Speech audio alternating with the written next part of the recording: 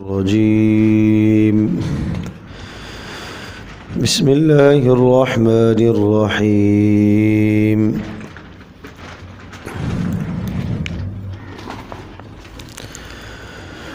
وقالت اليهود ليست النصارى على شيء وقالت النصارى ليست اليهود على شيء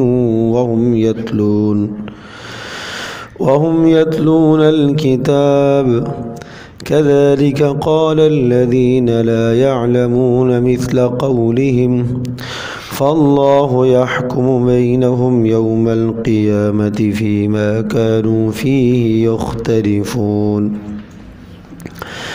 ومن أظلم ممن منع مساجد الله أن يذكر فيها اسمه وسعى في خرابها أولئك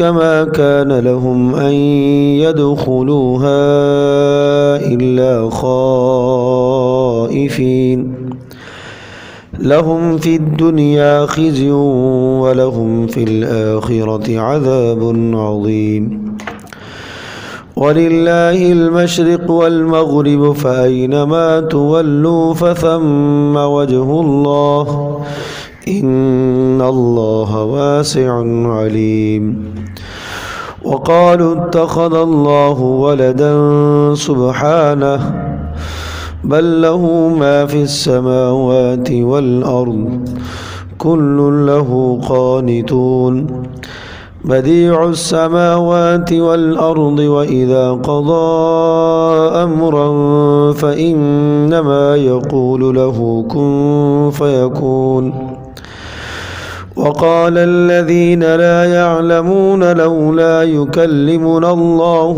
أو تأتينا آية كذلك قال الذين من قبلهم مثل قولهم تشابهت قلوبهم قد بينا الآيات لقوم يوقنون إنا أرسلناك بالحق بشيرا ونذيرا ولا تسأل عن أصحاب الجحيم ولن ترضى عنك اليهود ولا النصارى حتى تتبع ملتهم قل إن هدى الله هو الهدى ولئن اتبعت أهواءهم بعد الذي جاءك من العلم ما لك من الله من ولي ولا نصير الذين آتيناهم الكتاب يتلونه حق تلاوته أولئك يؤمنون به ومن يكفر به فأولئك هم الخاسرون وقالت اليهود ليست النصارى على شيء وقالت النصارى ليست اليهود على شيء وهم يتلون الكتاب سورۃ البقرہ آیت نمبر 113 اور پہلے سپارے کا چوتھا حصہ جہاں سے شروع ہوتا ہے۔ اس رکوع میں 3 باتوں کا تذکرہ ہے۔ ایک تو یہودیوں اور نصرانیوں کے اعتراضات، اور نمبر 2 ان کی ایک بدترین اور بری عادت عبادت سے روکنا، اور نمبر 3 بیہودہ اور بیجا دعوے کرنا۔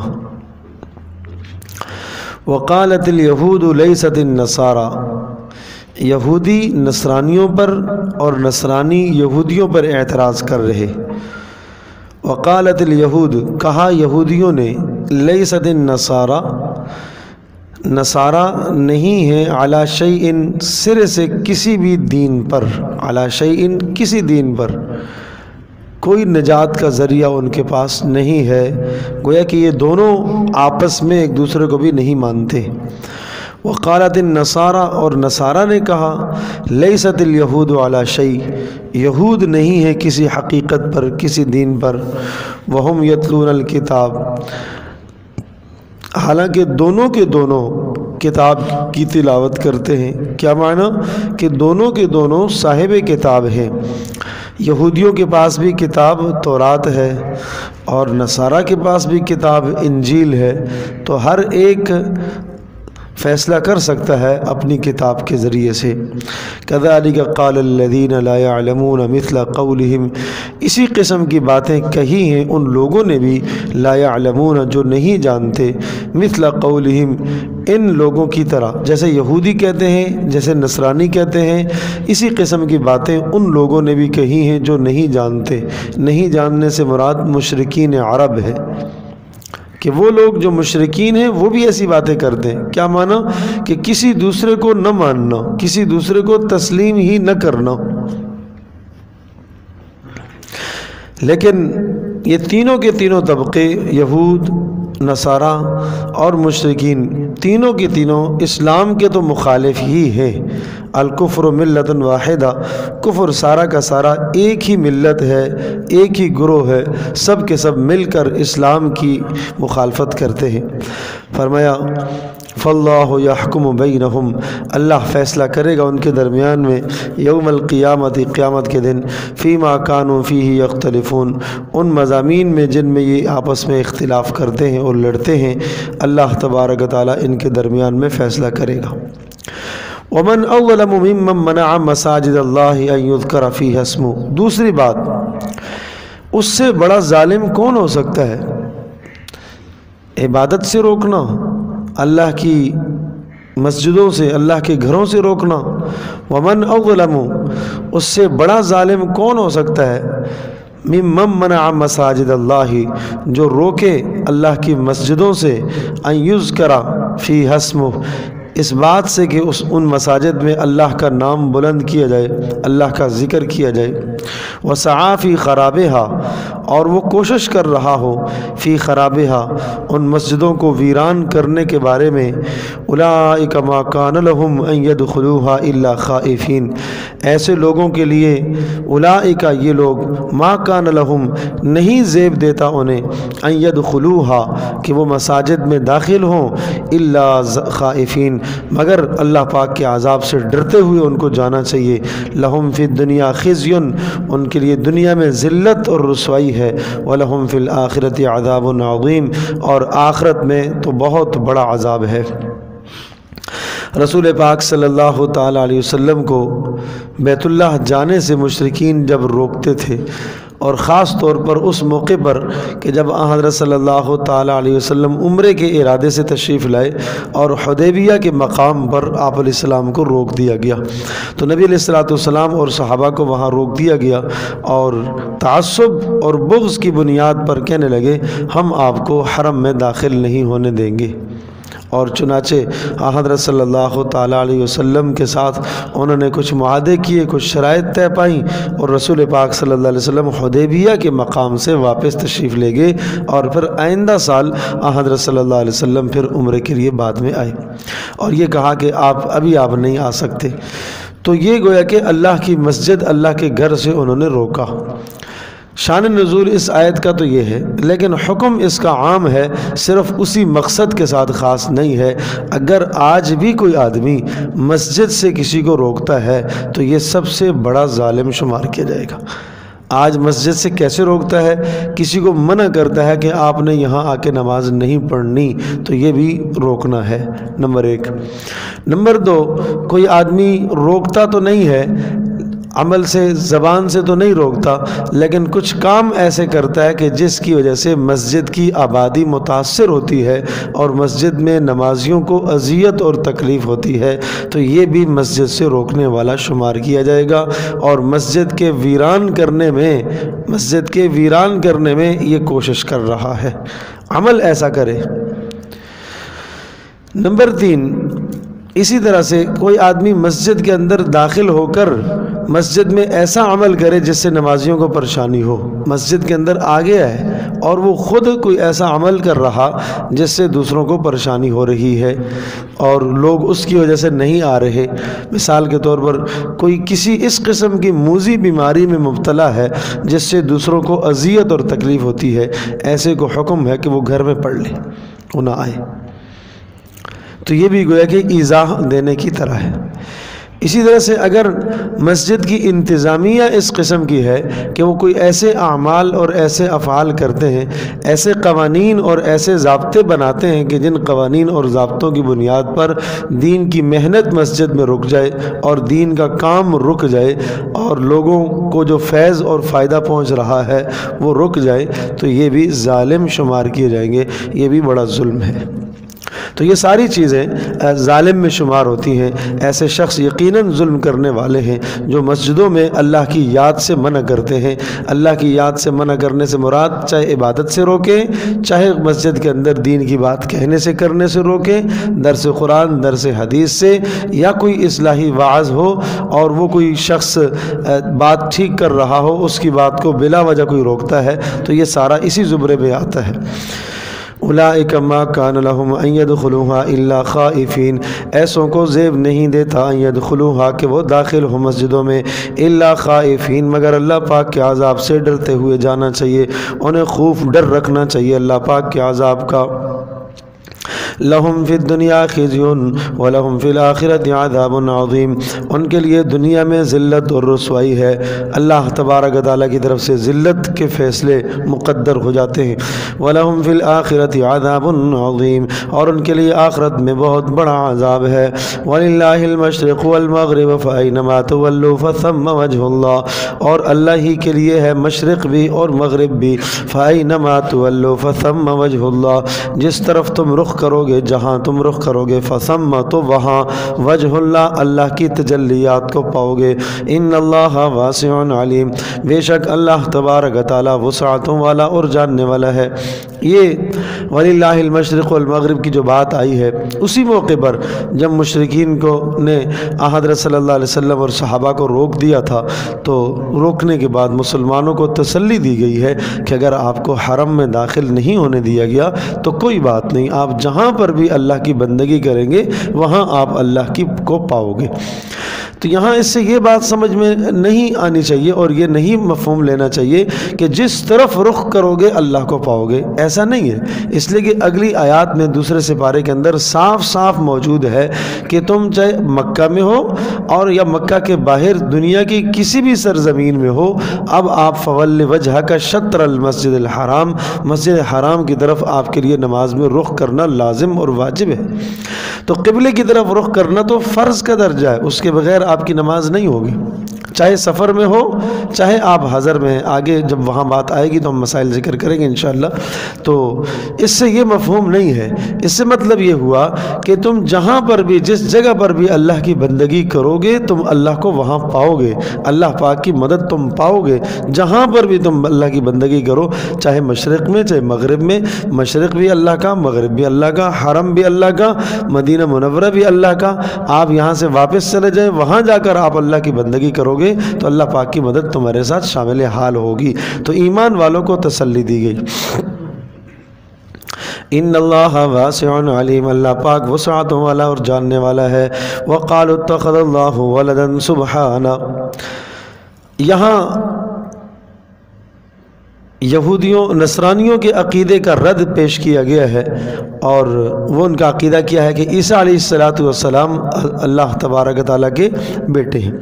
وقالوا اتخذ اللہ ولدا سبحانہ، اور یہ لوگ یوں کہنے لگے اتخذ اللہ ولدا، اللہ تبارک تعالیٰ نے بنا لیا ہے، اللہ نے ٹھہرا لیا ہے، ولدن اپنا بیٹا، اللہ نے بیٹا بنایا۔ یہودی بھی کہتے ہیں، یہودی حضرت عزیر کو اللہ کا بیٹا کہتے تھے، اور عیسائی اور نصرانی عیسیٰ علیہ السلام کو اللہ کا بیٹا کہتے تھے۔ تو اللہ تبارک تعالیٰ نے ان تمام عقائد کو رد فرمایا، 5 دلائل ذکر فرمائے رد کرنے کے لیے۔ پہلی دلیل، سبحانہ، اللہ پاک پاک ہے۔ کس چیز سے پاک ہے؟ اولادوں کے سلسلے سے وہ پاک ہے، رشتوں کے سلسلے سے وہ پاک ہے۔ ایک اجمالی جواب یہ دے دیا، سبحانہ، اللہ پاک ان تمام سلسلوں سے، ان تمام رشتوں سے، ان نعتوں سے اللہ پاک منزہ اور مبرہ اور پاکیزہ ہے۔ دوسری دلیل دی، بل لہ ما فی السماوات والارض، کہ آسمانوں اور زمینوں کے اندر جو کچھ ہے وہ سارا اسی کا ہے، تو اسے بیٹے کی ضرورت کیا ہے؟ سب کچھ اسی کے قبضہ میں ہے۔ تم بھلا بتاؤ عیسیٰ علیہ السلام کے قبضے میں آسمان کی اور زمین کی کوئی شے ہے؟ یا عزیر علیہ السلام کے قبضے میں آسمان و زمین کی کوئی شے ہے؟ بل لہو ما فی السماوات والارض، اسی ہی کے لیے ہے آسمان اور زمین کی ہر شے، تمام چیزوں پر اسی ہی کا قبضہ ہے، اسی ہی کا کنٹرول ہے۔ نمبر 3، کل لہو قانتون، سب کے سب اس اللہ کے سامنے جھکے ہوئے ہیں۔ عیسیٰ بھی اسی کے سامنے جھکے ہوئے، عزیر بھی اس کے سامنے جھکے ہوئے۔ بھلا جو کسی دوسرے کے سامنے جھکا ہوا ہوتا ہے وہ کیسے کسی کا معبود ہو سکتا ہے؟ وہ کیسے رب ہو سکتا ہے؟ اور نمبر 4، بدیع السماوات والارض، اللہ تبارک و تعالی نے تو آسمانوں کو اور زمینوں کو پیدا کیا بغیر نمونے کے، بدیع پیدا کرنے والا، لیکن ایسا پیدا کرنے والا جس کا پہلے کوئی نمونہ، کوئی ماڈل، کوئی اس کی شکل نہ ہو۔ بدیع السماوات والارض، آسمانوں کا اور زمینوں کا پیدا کرنے والا وہ اللہ ہے، وہ مالک ہے۔ تو پھر وَإِذَا قَضَى أَمْرًا، اللہ پاک وہ مالک ہے، وہ ذات ہے، اذا قضا امرن، جب کوئی وہ فیصلہ کرتا ہے، فإنما يقول، بے شک وہ کہتا ہے کن، ہو جا، فیکون، تو وہ فیصلہ ہو جاتا ہے۔ جس کو پیدا کرتا ہے اسے اتنا کہتا ہے پیدا ہو جا، تو وہ شے پیدا ہو جاتی ہے، وجود میں آ جاتی ہے۔ کیا یہ ساری کی ساری باتیں عیسیٰ علیہ السلام کے اندر ہیں؟ یقیناً عیسیٰ علیہ السلام تو خود ایک انسان ہیں، محتاج ہیں، اللہ کے بندے ہیں، ان کو رزق اور روزی کی ضرورت ہے، اور ان کی والدہ ہیں، اور اسی طرح سے ان کو انسانی حوائج اور ضروریات لائق ہیں، اور ان تمام جو رب کے کی صفات ہیں، ان تمام صفات سے وہ پاک ہیں، ان تمام صفات، یہ ساری صفات ان کے اندر نہیں ہیں، تو کیسے آپ ان کو رب مانتے ہو؟ وقالوا اتخذ اللہ ولدا سبحانہ، اور کہنے لگے اللہ تبارک تعالی نے بنا لیا بیٹا، سبحانہ، اللہ پاک پاک ہے، بل لہو ما فی السماوات، بلکہ لہو اسی کے لیے ہے، ما جو کچھ ہے، فی السماوات آسمانوں میں، والارض اور زمینوں میں، کلن سب کے سب آسمانوں والے اور زمینوں والے، لہو اس اللہ کے لیے، قانتون جھکنے والے ہیں۔ بدیع السماوات والارض، وہ پیدا کرنے والا ہے عجیب نرالے انداز سے آسمانوں کو اور زمینوں کو۔ وَإِذَا قَضَى أَمْرًا، اور جب وہ فیصلہ کرتا ہے کسی بات کا، فَإِنَّمَا يَقُولُ، بے شک وہ کہتا ہے کن، ہو جا، فَيَكُونُ، وہ ہو جاتا ہے، وہ فیصلہ ہو جاتا ہے۔ وقال الذين لا يعلمون لولا يكلمنا الله او تأتينا آية، مشرکین کا ایک سوال تھا، ٹھیک ہے ہم ایمان لانے کو تیار تو ہیں، لیکن آپ ہمیں یہ بتائیے کہ آپ اس طرح سے ہمیں معجزات لا کے دکھائیں، جیسا کہ رسول پاک صلی اللہ علیہ وسلم سے مطالبہ یہ کرنے لگے، جیسا کہ عیسیٰ علیہ السلام کے پاس معجزات تھے، موسیٰ علیہ السلام کے پاس معجزات سے، ایسے معجزات آپ ہمیں بھی دکھائیں۔ عیسیٰ علیہ السلام مردوں کو زندہ کرتے تھے، اور نابینوں کی آنکھوں پر ہاتھ پھیرتے تھے، وہ بینا ہو جاتے تھے، اور اسی طرح سے موسیٰ علیہ السلام کے پاس عصا تھا جو سانپ بن جاتا تھا، ہمیں بھی کوئی ایسی نشانی دکھائیں جس سے ہم آپ کو رسول مانیں۔ تو منہ مانگا معجزہ مانگا انہوں نے کہ ہم جس طرح سے چاہتے ہیں ایسے معجزات دکھائیں، تو اس کا جواب دیا۔ وقال الذین، اور کہتے ہیں وہ لوگ، یا کہا ان لوگوں نے، لا یعلمون، جو نہیں جانتے، یعنی اہل کتاب نہیں، یہود نہیں، نصرانی نہیں، کون؟ مشرکین کہتے ہیں، کیا کہتے ہیں؟ لولا یکلمنا اللہ او تأتینا آیہ، لولا یکلمنا اللہ، کیوں بات نہیں کرتا اللہ پاک ہم سے بات ایسے کیوں نہیں کرتا جیسے موسیٰ علیہ السلام کی قوم سے اللہ نے خود بات کی تھی؟ او تأتینا آیہ، یا اللہ پاک ہمارے اوپر کوئی براہ راست نشانی کیوں نہیں اتارتا؟ جو ہم نشانی مانگتے ہیں اس قسم کی نشانی دو۔ کذالک قال الذین من قبلہم مثل قولہم، کہا کذالک قال، کسی طرح سے کہا، الذین، ان لوگوں نے، من قبلہم، جو ان سے پہلے گزرے ہیں، مثل قولہم، ان کی بات کی طرح، اسی قسم کے مطالبات تو پہلوں نے بھی کیے ہیں۔ تشابہت قلوبہم، پہلوں کے اور ان کے دل سب کے آپس میں ملے ہوئے ہیں، ملے جلے دل ہیں، ایک ہی سوچ رکھتے ہیں، ایک ہی فلسفہ گردانتے ہیں کہ ایسی دلیلیں لے کے آؤ، ایسی دلائل لے کے آؤ، اپنی مرضی کے دلائل تم مانگتے ہو۔ تو پہلی بات تو یہ ہے کہ مرضی کے دلائل اگر دیے گئے تو اس کا نتیجہ بڑا خطرناک ہوتا ہے۔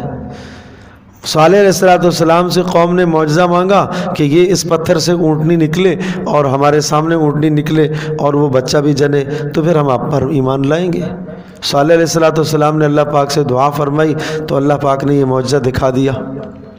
اونٹنی نکل آئی، لیکن یہ صاف صاف سمجھا دیا کہ اگر اس کے آنے کے بعد نہیں مانو گے تو پھر اللہ کا عذاب آئے گا۔ منہ مانگا معجزہ مانگنے کے بعد اگر اللہ پاک وہ معجزہ عطا کر دیتا ہے اور پھر بھی قوم نہ مانے تو اللہ پاک کی طرف سے ہلاکت کا فیصلہ ہو جاتا ہے، استئصال کا فیصلہ ہوتا ہے، ان کی جڑ ہی اکھیڑ دی جاتی ہے، ختم کر دیا جاتا ہے۔ اسی طرح سے عیسیٰ علیہ السلام سے معجزہ مانگنے لگے اور کہنے لگے کہ جناب انزل علینا مائدۃ من السماء، آسمان سے آپ دسترخوان اتاریے اور اس دسترخوان پر کھانا رکھا ہوا ہو اور ہم دیکھیں اور ہم اسے کھائیں۔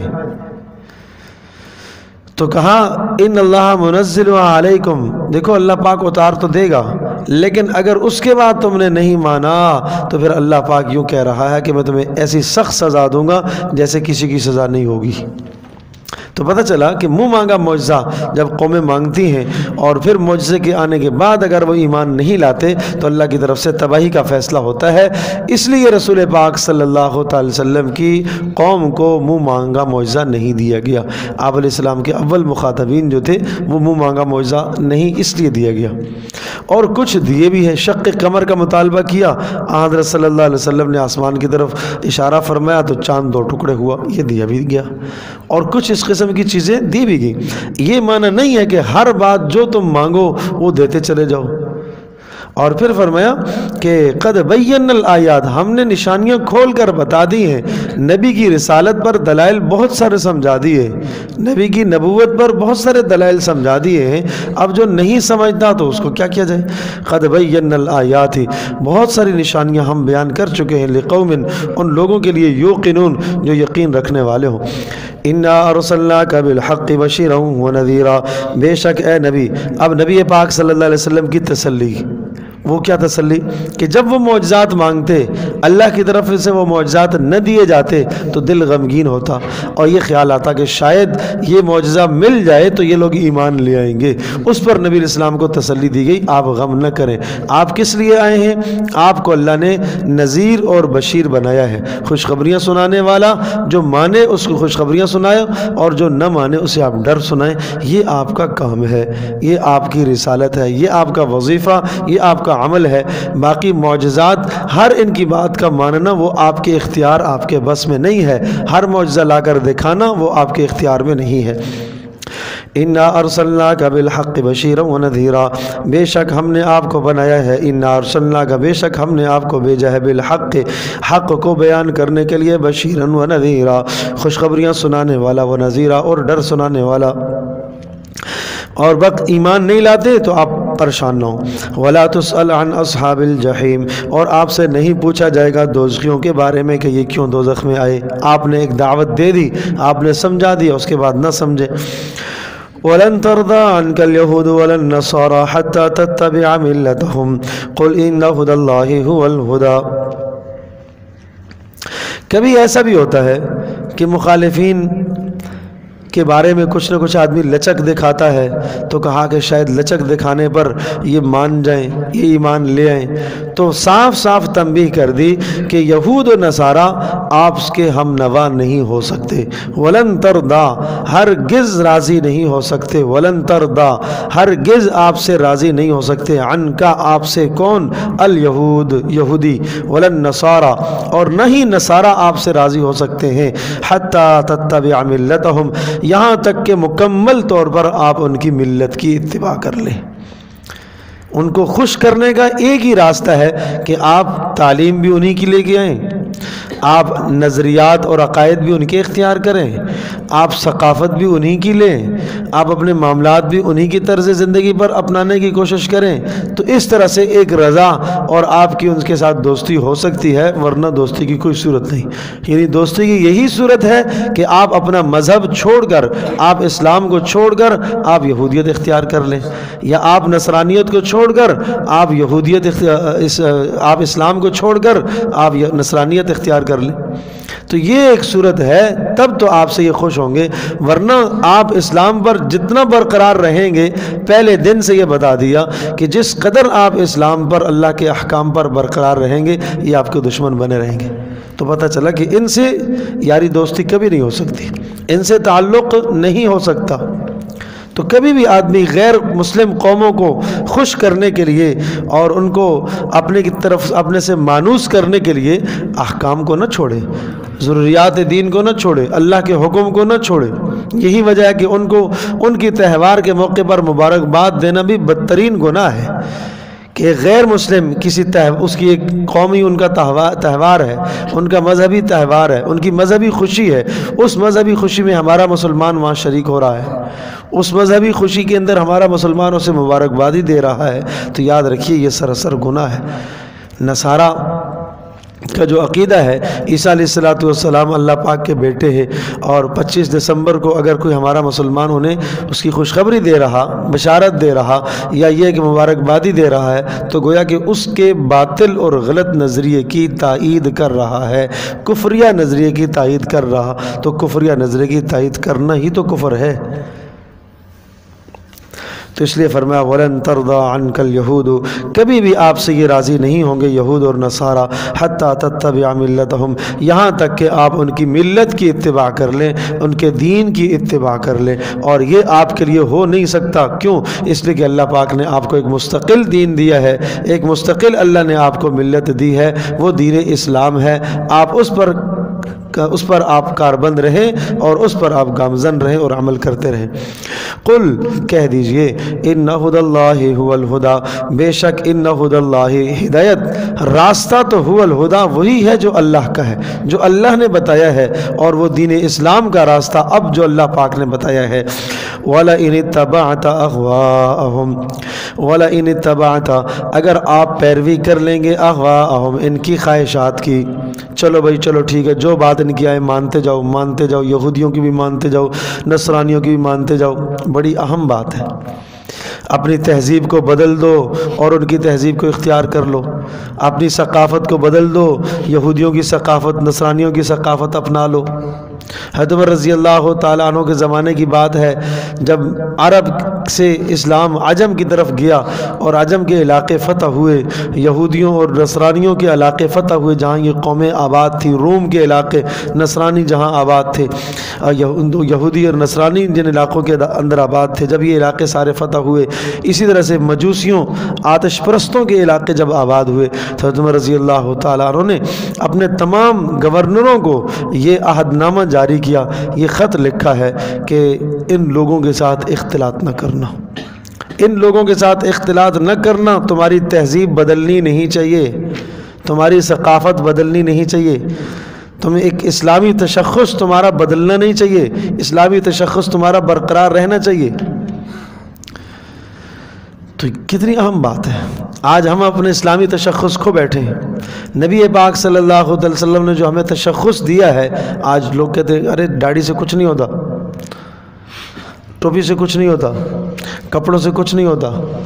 میرے عزیز دوستوں اور بزرگوں اور ماں اور بہنوں، ہاں یہ آواز، برقعے سے کچھ نہیں ہوتا، اسلام کوئی سارا برقعے میں ہے، تو بھئی یہ اسلام کا تشخص ہے، یہ اسلام کی ایک وردی ہے، یہ تشخص اسلام نے آپ کو دیا ہے، یہ اللہ کے نبی تمہیں تشخص دے کر گئے ہیں، تمہیں ایک وضاقتہ دے کر گئے ہیں، تمہیں ایک شکل دے کر گئے ہیں، تمہیں ایک تہذیب دے کر گئے ہیں کہ تم دنیا میں پہچانے جاؤ گے، اسی عمل سے پہچانے جاؤ گے، اپنے اعمال کے ذریعے سے، اپنے کردار سے پہچانے جاؤ گے، اور اپنی وضاقتہ سے پہچانے جاؤ گے۔ یہ رسول پاک صلی اللہ علیہ وسلم نے تشخص دیا۔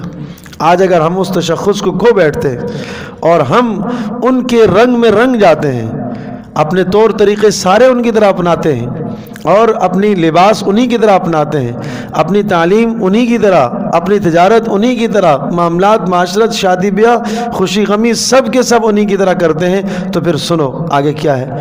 وَلَئِنِ اتَّبَعْتَ أَهْوَاءَهُمْ، اگر آپ ان کی خواہشات کی پیروی کریں گے، وَلَئِنِ اتَّبَعْتَ، اگر آپ ان کی پیروی کرتے ہیں، أَهْوَاءَهُمْ، ان کی خواہشات کی، بَعْدَ الَّذِي جَاءَكَ مِنَ الْعِلْمِ، بعد اس کے کہ آپ کو علم ہو چکا، آپ کو علم ہو چکا کہ ان کی پیروی کرنا تمہارے لیے جائز نہیں ہے، آپ کے پاس وحی آ چکی، آپ کے پاس قرآن آ چکا، آپ کے پاس نبی کی سنت آ چکی، اس کے بعد بھی تم اتباع کرو گے تو سنو، ما لک من اللہ من ولی ولا نصیر، نہیں ہوگا آپ کے لیے من اللہ کے عذاب سے بچانے والا، من ولی کوئی ساتھی آپ کا نہیں ہوگا، ولا نصیر اور نہ مددگار ہوگا، اللہ کے عذاب کو ہٹانے والا کوئی بھی نہیں ہوگا پھر۔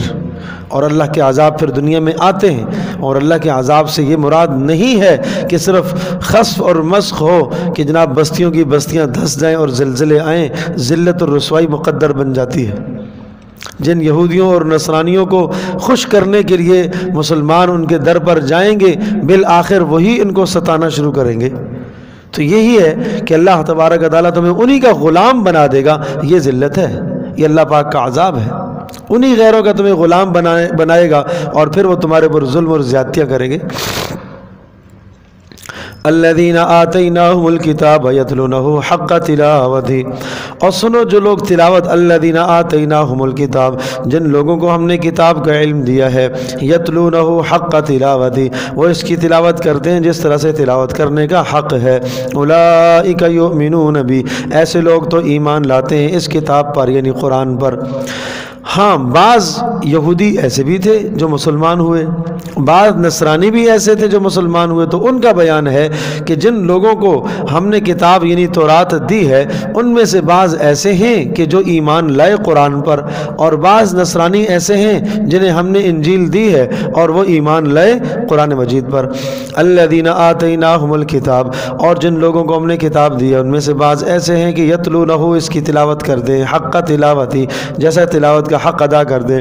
اور تلاوت کا حق ادا کرنے کا مطلب پتہ کیا ہوتا ہے؟ صرف تلاوت نہیں، تلفظ بھی ٹھیک ہونا چاہیے، معنی بھی سمجھنے کی کوشش کی جائے، عمل کی بھی کوشش کی جائے۔ تو لہذا تورات میں اور انجیل میں محمد صلی اللہ علیہ وسلم کے بارے میں جو صفات تھیں، جو لوگ تورات اور انجیل کی تلاوت کا حق ادا کرتے تھے وہ رسول پاک صلی اللہ علیہ وسلم پر پھر ایمان لائے۔ کیوں؟ اس لیے کہ تورات میں ان کا تذکرہ موجود ہے، انجیل میں ان کا تذکرہ موجود ہے۔ اور جو لوگ ایمان نہیں لائے انہوں نے گویا کہ تورات اور انجیل کا تلاوت اس طرح سے نہ کی جس طرح سے تلاوت کرنے کا حق تھا۔ تو پتہ چلا کہ حق تب ادا ہوگا کہ جب آپ معنی پر بھی عمل کریں۔ اولئک یؤمنون بہ، ایسے لوگ ایمان لانے والے ہیں قرآن پر، ومن یکفر بہ فاولئک هم الخاسرون، اور جو لوگ انکار کرنے والے ہیں یہ تو خسارہ پانے والے ہیں۔ یا بنی اسرائیل اذکروا نعمتی التی انعمت علیکم وانی فضلتکم علی العالمین۔ آپ کو یاد ہوگا 5ویں رکوع سے یہاں تک 14ویں رکوع تک کا جو بیان تھا وہاں بھی یا بنی اسرائیل سے آغاز ہوا تھا، اور یہی بھی یا بنی اسرائیل سے، اور اس یا بنی اسرائیل سے لے کر اس یا بنی اسرائیل تک تمام کا تمام خطاب یہ یہود کو، اولاد یعقوب، حضرت یعقوب علیہ السلام کی اولاد کو، اور اس میں یہودی بھی آتے ہیں اور اس میں نصرانی بھی آتے ہیں۔ تو ان کو خطاب کر کے ان کی جو اندر کی بیماریاں تھیں، روحانی بیماریاں، ان بیماریوں کو اللہ پاک نے بیان فرمایا، اور یہ تفصیل سے پیچھے ساری باتیں آ چکی ہیں۔ اب ان کا ایک دعویٰ یہ تھا، نصرانیوں کا بھی دعویٰ تھا، یہودیوں کا بھی دعویٰ تھا کہ ہم تو ابراہیم علیہ السلام کے پیروکار ہیں، ہم تو ملت ابراہیمی پر چلنے والے ہیں۔ ادھر مشرکین عرب جو مکہ میں رہنے والے تھے، ابراہیم علیہ السلام نے بیت اللہ تعمیر فرمایا تھا، ان لوگوں کا بھی یہ نظریہ اور دعویٰ تھا کہ ہم بھی ابراہیمی ہیں۔ تو ابراہیم علیہ السلام وہ پیغمبر اور وہ اللہ کے رسول اور نبی ہیں کہ یہ تمام اقوام ان پر جمع تھی، یہودی بھی جمع، نصرانی بھی جمع اور مشرکین عرب بھی۔ اور جب حضرت صلی اللہ علیہ وسلم تشریف لائے، دنیا میں نبی بن کر آئے، تو یہ 3 طبقے بڑے مذہبی طبقے تھے، یہودی، نصرانی، مشرکین عرب۔ مشرکین عرب کے پاس شرک تو تھا ہی تھا، لیکن کچھ نہ کچھ چیزیں ان کے پاس حضرت ابراہیم علیہ السلام کے زمانے سے ٹھیک بھی چلی آ رہی تھی، مثلا حاجیوں کی خدمت کرنا، بیت اللہ کی تعمیر کرنا، یہاں تک کہ بیت اللہ کو تعمیر کرنے میں انہوں نے اس کا التزام اور اہتمام کیا کہ حرام مال نہیں لگایا، اور پیسہ زیادہ جمع نہیں ہو پایا تو بیت اللہ کا کچھ حصہ انہوں نے باہر کر دیا، جس کو ہم حتیم کہتے ہیں۔ تو یہ کیوں ہوا تھا؟ اس لیے کہ طے کر لیا کہ ہم حلال مال اس میں لگائیں گے، ہم حرام مال نہیں لگائیں گے۔ تو یہ تین بڑے طبقے تھے، مذہبی طبقے، ہر ایک کا مدعا اور ہر ایک کا یہ نظریہ اور دعویٰ یہ تھا کہ ہم ابراہیم علیہ السلام کے زیادہ قریب ہیں، ہم ابراہیم کے زیادہ قریب ہیں۔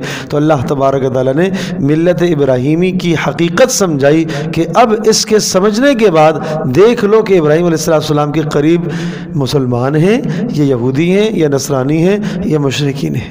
دیکھو یا بنی، پہلی بات تو وہی دوبارہ ان مضامین کا پیچھے سے اعادہ کیا گیا، یا بنی اسرائیل اذکروا، اے اولاد یعقوب، اذکروا نعمتی التی، میری اس نعمت کو یاد کرو، التی انعمت علیکم، جو میں نے تمہارے اوپر کی ہے، وانی فضلتکم علی العالمین، اور میں نے تمہارے اوپر فضیلت کی ہے، تمہیں جہان والوں پر عزت بخشی ہے، واتقوا یوما، اور ڈرو اس دن سے، لا تجزی نفس عن نفس شیئا، جس دن کوئی نفس کسی نفس کے بدلے میں کفایت نہیں کرے گا، ولا يقبل منها عدل، اور نہ ہی کسی سے کوئی فدیہ قبول کیا جائے گا، ولا تنفعها شفاعہ، اور نہ ہی کسی کی سفارش اسے فائدہ دے گی، ولا هم ينصرون، اور نہ ہی مدد کی جائے گی۔ میں نے عرض کیا تھا مجرم سزا سے بچتا ہے چار راستے اپنا کر، تو ان چاروں کی نفی ہو گئی ہے، یا تو مجرم اپنی جگہ پر دوسرے کو پیش کر دیتا ہے، مجھے نہ دی جائے اسے سزا دی جائے، یا کوئی خود سزا اپنے ذمے لے لیتا ہے کہ اس کی سزا میں بھگتوں گا۔ آخرت میں فرمایا نہیں، لا تجزی نفس عن نفس شیئا، کوئی نفس کسی نفس کا بدلہ نہیں دے سکے گا۔ دوسری صورت یہ ہے کہ کوئی مال بھاری دیا جائے اور بھاری برقم مال دے کر خلاصی حاصل کی جائے، فرمایا ولا يقبل منها عدل، نہیں کوئی فدیہ قبول نہیں کیا جائے گا۔ تیسری صورت یہ ہے کہ کوئی بڑا عہدیدار آدمی، کوئی اثر رسوخ رکھنے والا سفارش کر دے اور سفارش کر کے کہے کہ بھئی اسے سزا نہ دینا، کہا نہیں، ولا تنفعها شفاعہ، وہاں کوئی سفارش فائدہ نہیں دے گی۔ یہ نہیں کیا، یہ نہیں فرمایا کہ کوئی سفارش کرے گا، نہیں فرمایا کسی بھی قسم کی کوئی سفارش وہاں فائدہ ہی نہیں دے گی، ولا هم ينصرون۔ اور چوتھی صورت یہ ہوتی ہے کہ کسی کی کوئی پارٹی مضبوط ہو اور کسی کی کوئی جماعت اور تنظیم مضبوط ہو، اور جماعت کے بل بوتے پر، تنظیم کے بل بوتے پر اور اس اپنے گروہ کے بل بوتے پر آدمی سزا سے بچ جائے، کہا نہیں ولا هم ينصرون، کوئی ناصر نہیں ہوگا مدد کرنے والا، تو کیا ان کی مدد کی جائے گی۔ وَإِذِ ابْتَلَىٰ إِبْرَاهِيمَ رَبُّهُ بِكَلِمَاتٍ فَأَتَمَّهُنَّ وَإِذِ ابْتَلَىٰ، اور وہ وقت یاد کرو، اب ملت ابراہیمی کی حقیقت سمجھائی جا رہی ہے کہ دیکھو ابراہیم علیہ السلام کی کیا، ملت ابراہیمی کی کیا حقیقت ہے۔ وَإِذِ ابْتَلَىٰ، اور وہ وقت یاد کرو جب آزمائش میں ڈالا، جب امتحان میں ڈالا، ابراہیم علیہ السلام کو، ربہ ان کے پروردگار نے۔ پتہ چلا کہ امتحان نبیوں پر بھی آتے ہیں۔ ایک حدیث پاک میں پوچھا گیا اللہ کے رسول سب سے زیادہ امتحان کس پر آئے؟ فرمایا نبیوں پر۔ کہا اس کے بعد؟ کہا علماء پر۔ سب سے بڑے امتحان کس پر؟ نبیوں پر۔ اس کے بعد کس پر؟ علماء پر۔ تو اچھی طرح سے ذہن نشین فرما لیں کہ امتحانات کا آ جانا یہ کوئی ناکامی کی دلیل نہیں ہوا کر دی، امتحانات کا آ جانا اللہ پاک کی طرف سے ناراضگی کی دلیل نہیں ہوا کرتی۔ موسیٰ علیہ السلام اور ان کی قوم ایک طویل عرصہ قوم پٹتی رہی اور فرعون کے ظلم کا شکار رہے، اور موسیٰ علیہ السلام بھی ان پریشانیوں کا شکار رہے۔ یہ کیا ہے؟ یہ امتحان ہے، یہ آزمائش ہے۔ کیا اللہ پاک موسیٰ علیہ السلام سے معاذ اللہ کوئی ناراض تھے؟ حضرت زکریا علیہ السلام کو قوم نے چیر دیا، دو ٹکڑے کر دیا، قتل کر دیا، تو کیا زکریا علیہ السلام سے کوئی اللہ پاک ناراض تھے؟ یہ امتحان ہے، آزمائش ہے، یہ دوسروں کے لیے سبق ہے۔ یحییٰ علیہ السلام کے ساتھ بھی ایسا ہی ہوا، اور جن قوموں نے اپنے نبیوں کو ستایا ہے تو کیا نبی حق پر نہیں تھے؟ فرشتے کیوں نہیں اترے؟ صفوان علیہ السلام یہ بھی ایک نبی گزرے، کنویں میں لٹکا دیا ظالموں نے، تو کیا اللہ تبارک و تعالیٰ کی طرف سے پھر مدد کیوں نہ آئی؟ تو دیکھو یہ دنیا ہے، دار الامتحان ہے، کبھی مدد اللہ کی آتی ہے اور کبھی اللہ کی مدد نہیں آتی۔ آپ یہ مت تصور کریں کہ ہم صوم صلات کے پابند ہوں گے اور ہم نماز کے پابند ہوں گے اور ہم دیندار بن گئے تو بس اب ہمارا کاروبار 100% درست چلنا شروع ہو گیا، اب ہمارے گھر میں بیماری نہیں آئے گی، اب ہمیں کوئی پریشانی نہیں آئے گی۔ جتنا آپ دین کے قریب ہوں گے بیماریاں اتنا ڈیرے ڈالیں گی۔ یہ ہے آزمائش ہے، لیکن ایک بات کی گارنٹی اور وعدہ ہے، اللہ تمہیں سکون دے گا، تم بیماری میں ہو کر بھی نا شکر ادا کرو گے۔ تمہارے گھر میں 4 دن فاقہ ہوگا، کھانے کو نہیں ملے گا، جب بھی تمہیں اللہ سکون عطا کرے گا تم خوش رہو گے، جو کھا کر تمہیں خوشی نہیں ہوگی جو اس فاقے میں تمہیں خوشی ہوگی۔ یہ آزمائش ہے، یہ اللہ کی طرف سے رضامندی کی دلیل ہے، نشانی ہے۔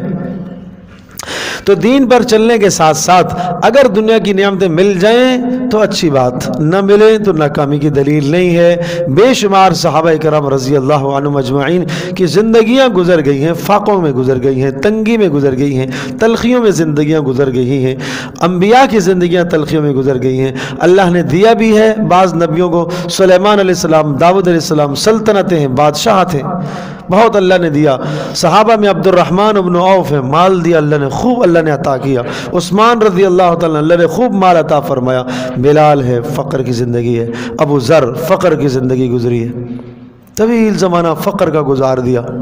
عمران بن حسین بیماری کا زمانہ 30 سال بستر پر گزار دیا، 30 سال اٹھنے کی ہمت نہ تھی، ایسے بیمار پڑے رہے، بستر ہی پر اپنی تمام ضروریات پوری ہوتی تھی۔ اس طرح سے وقت گزرا، لیکن کبھی بھی ان کی زبانوں پر شکوے نہیں آئے، گلے نہیں آئے۔ تو اس لیے بس یہ سمجھا کرو کہ یہ اللہ کی طرف سے امتحانات ہیں۔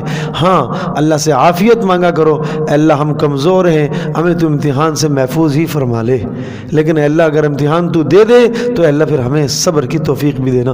کتنا سخت امتحان، سوچو تو صحیح، کیا اللہ پاک کی کوئی ابراہیم سے ناراضگی ہے؟ دنیا میں ہم امتحان لیتے ہیں کسی کا اس کی صلاحیت کو جاننے کے لیے، اللہ پاک امتحان اس لیے نہیں لیتا کہ اس کی صلاحیت اللہ کو معلوم نہیں ہے، اللہ امتحان لیتا ہے نوازنے کے لیے۔ جب امتحان میں کوئی پاس ہو جاتا ہے، کامیاب ہو جاتا ہے، اسے انعامات سے نوازا جاتا ہے۔ اللہ تبارک و تعالیٰ جب امتحان لیتا ہے تو وہاں امتحان کی غرض اور مقصد وہ اللہ کی طرف سے نوازشیں ہیں، عطایا ہیں، اور دوسروں کے لیے سبق ہے کہ دیکھو اتنا بلند مقام پانے والے بھی مصائب سے گزرے ہیں، تو اگر ہمارے پر کوئی مصیبت آ جائے تو ہمیں برداشت کر لینی چاہیے۔ تو کتنے بڑے امتحان آئے ابراہیم علیہ السلام پر۔ پہلا امتحان ابراہیم علیہ السلام پر کتنا سخت امتحان آیا کہ آگ میں کود جانے کا حکم آیا، کتنا سخت حکم ہے۔ اسی طرح سے ابراہیم علیہ السلام کو حکم آیا کہ آپ وہاں سے اپنی بیوی اور اپنے بچے کو لے اور اس ارض مقدسہ پر جا کے چھوڑے جہاں پر کوئی انسانی رہائش کا سلسلہ ہی نہیں ہے، کوئی تصور نہیں ہے۔ کتنا بڑا امتحان ہے۔ پھر وہی بیٹا کہ جس کو وہاں چھوڑ کر گئے، جب دوبارہ آئے ایک عرصے کے بعد تو اب چاہیے تو یہ کہ جناب بیٹا ساتھ ہے، دست بازو بنے، کا ذبح کر دو اسے۔ کتنا سخت امتحان ہے۔ تو اس لیے کہا وَإِذِ ابْتَلَىٰ إِبْرَاهِيمَ، تو ابراہیم کی جہاں سے تعریف اللہ نے شروع کی نا، اور ملت ابراہیمی کی تاریخ، ابراہیم علیہ السلام کی تعریف، ملت ابراہیمی کی تاریخ جہاں سے شروع ہوئی ہے، آغاز ہی مصائب سے، پریشانیوں سے، امتحان سے۔ وَإِذِ ابْتَلَىٰ إِبْرَاهِيمَ رَبُّهُ، اور وہ وقت یاد کرو جب ہم نے ابتلا کیا، جب ہم نے آزمائش میں ڈالا جو بیت اللہ کے بانی ہیں حضرت ابراہیم، جو مکہ مکرمہ کے بانی ہیں حضرت ابراہیم، رب ان کے پروردگار نے ان کو آزمائش میں ڈالا، بکلمات، چند باتوں سے آزمایا۔ ان کلمات سے وہی مراد ہے کہ اپنی بیوی کو یہاں چھوڑو، یہ کلمہ، یہ بات مراد ہے۔ اسی طرح سے آگ میں ڈالا جانا، یہ مراد ہے۔ اسی طرح سے جناب بیٹے کو قربان کرنا، یہ مراد ہے۔ فَأَتَمَّهُنَّ، تو ابراہیم علیہ السلام نے ان سب باتوں کو پورا کر دیا۔ قَالَ إِنِّي جَاعِلُكَ لِلنَّاسِ إِمَامًا، قَالَ، تو پھر اللہ پاک نے انعام کیا عطا فرمایا۔ دیکھو پریشانیوں کے بعد انعام آتا ہے، انعام آتا ہے۔ انی جاعلک، کہا کہ بے شک میں بنانے والا ہوں آپ کو، انی جاعلک، میں آپ کو بنانے والا ہوں، للناس، لوگوں کے لیے، اماماً، پیشوا، راہبر، رہنما آپ کو بنانا چاہتا ہوں۔ اللہ پاک کی طرف سے انعام سے مراد یہ نہیں ہے کہ کوئی مال مل گیا جی، پیسے مل گئے جی، دنیا کی چیزیں مل گئی، نہیں، آپ کو مقتدا، رہنما، پیشوا بنانا چاہتا ہوں کہ سب کے سب کا آپ پیشوا بن جائیں گے۔ اللہ پاک نے ابراہیم علیہ السلام کو پیشوا بنایا، نبی بنایا، اور ایسا نبی بنایا کہ قیامت تک آنے والے سارے لوگ ان کی تعظیم کر رہے۔ یہ قالا، یہ نبیوں کا طریقہ ہے کہ جب ان کو انعام ملتا ہے، یہ سخیوں کا انداز ہے، بڑوں کا انداز ہے، جب انہیں انعام ملتا ہے تو اپنے انعام میں دوسروں کو بھی شریک کیا کرتے ہیں۔ قال ومن ذریتی، تو ابراہیم علیہ السلام نے ارشاد فرمایا، اے اللہ میری اولاد میں سے بھی لوگوں کو امام بنا دیجئے۔ امامت سے مراد یہاں نبوت ہے، اول درجہ نبوت مراد ہے، پھر پیشوا ہونا، مقتدا ہونا، راہبر ہونا، رہنما ہونا۔ قال لا ینال عہد الظالمین، اللہ پاک نے ارشاد فرمایا لا ینال، نہیں پہنچے گی یا نہیں ملے گی، عہدی میرا یہ وعدہ، یعنی نبوت اور امامت والا وعدہ یہ نہیں ملے گا للظالم الظالمین، ظالموں کو۔ یہاں سے عصمت انبیاء، انبیاء پاک ہوتے ہیں گناہوں سے، اس لیے کہ اللہ پاک نے فرمایا کہ ظالموں کو میں یہ عہد نہیں دیتا۔ کیا مطلب؟ کہ ظالموں کو میں نبی نہیں بناؤں گا، سمجھے جی؟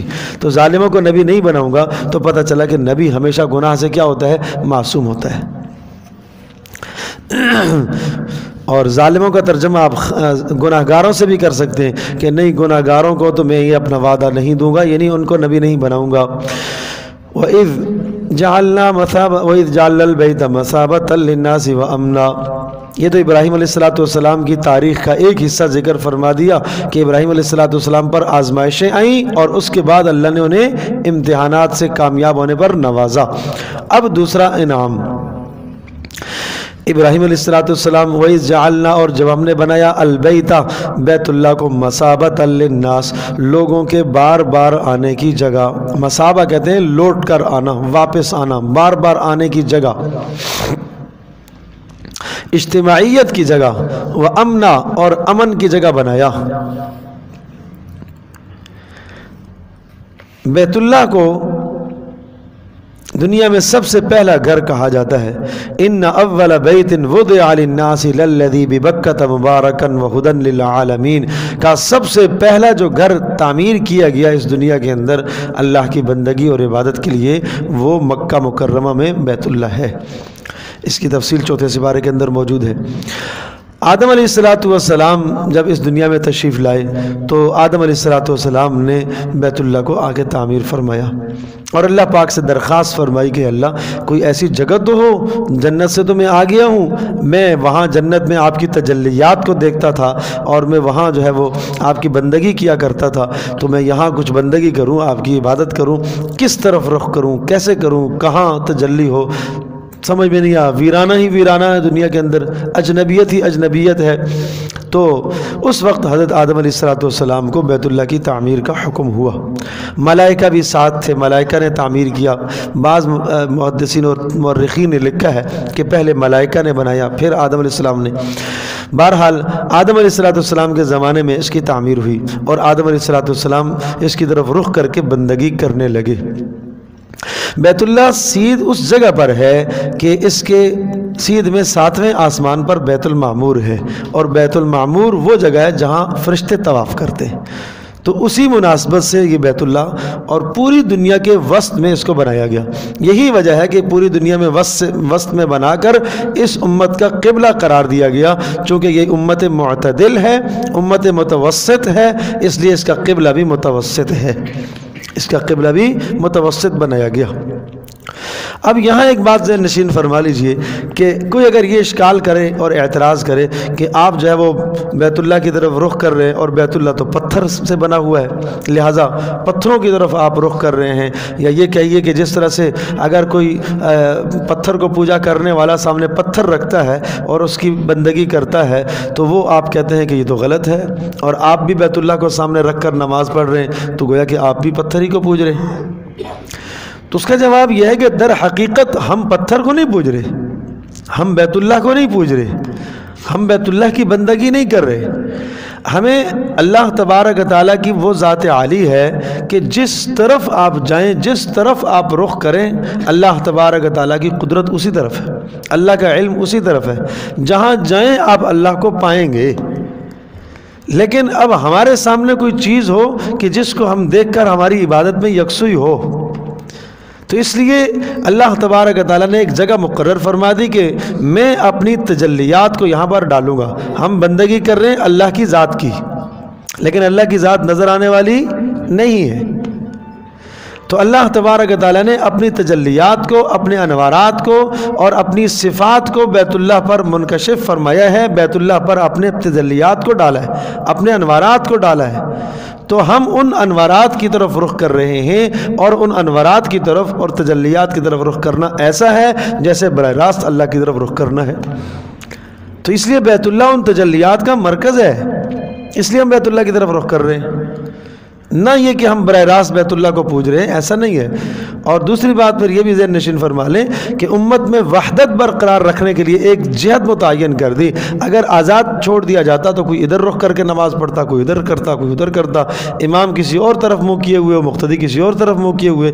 امت میں اتحاد اور وحدت قائم کرنے کے لیے ایک جہت متعین کر دی۔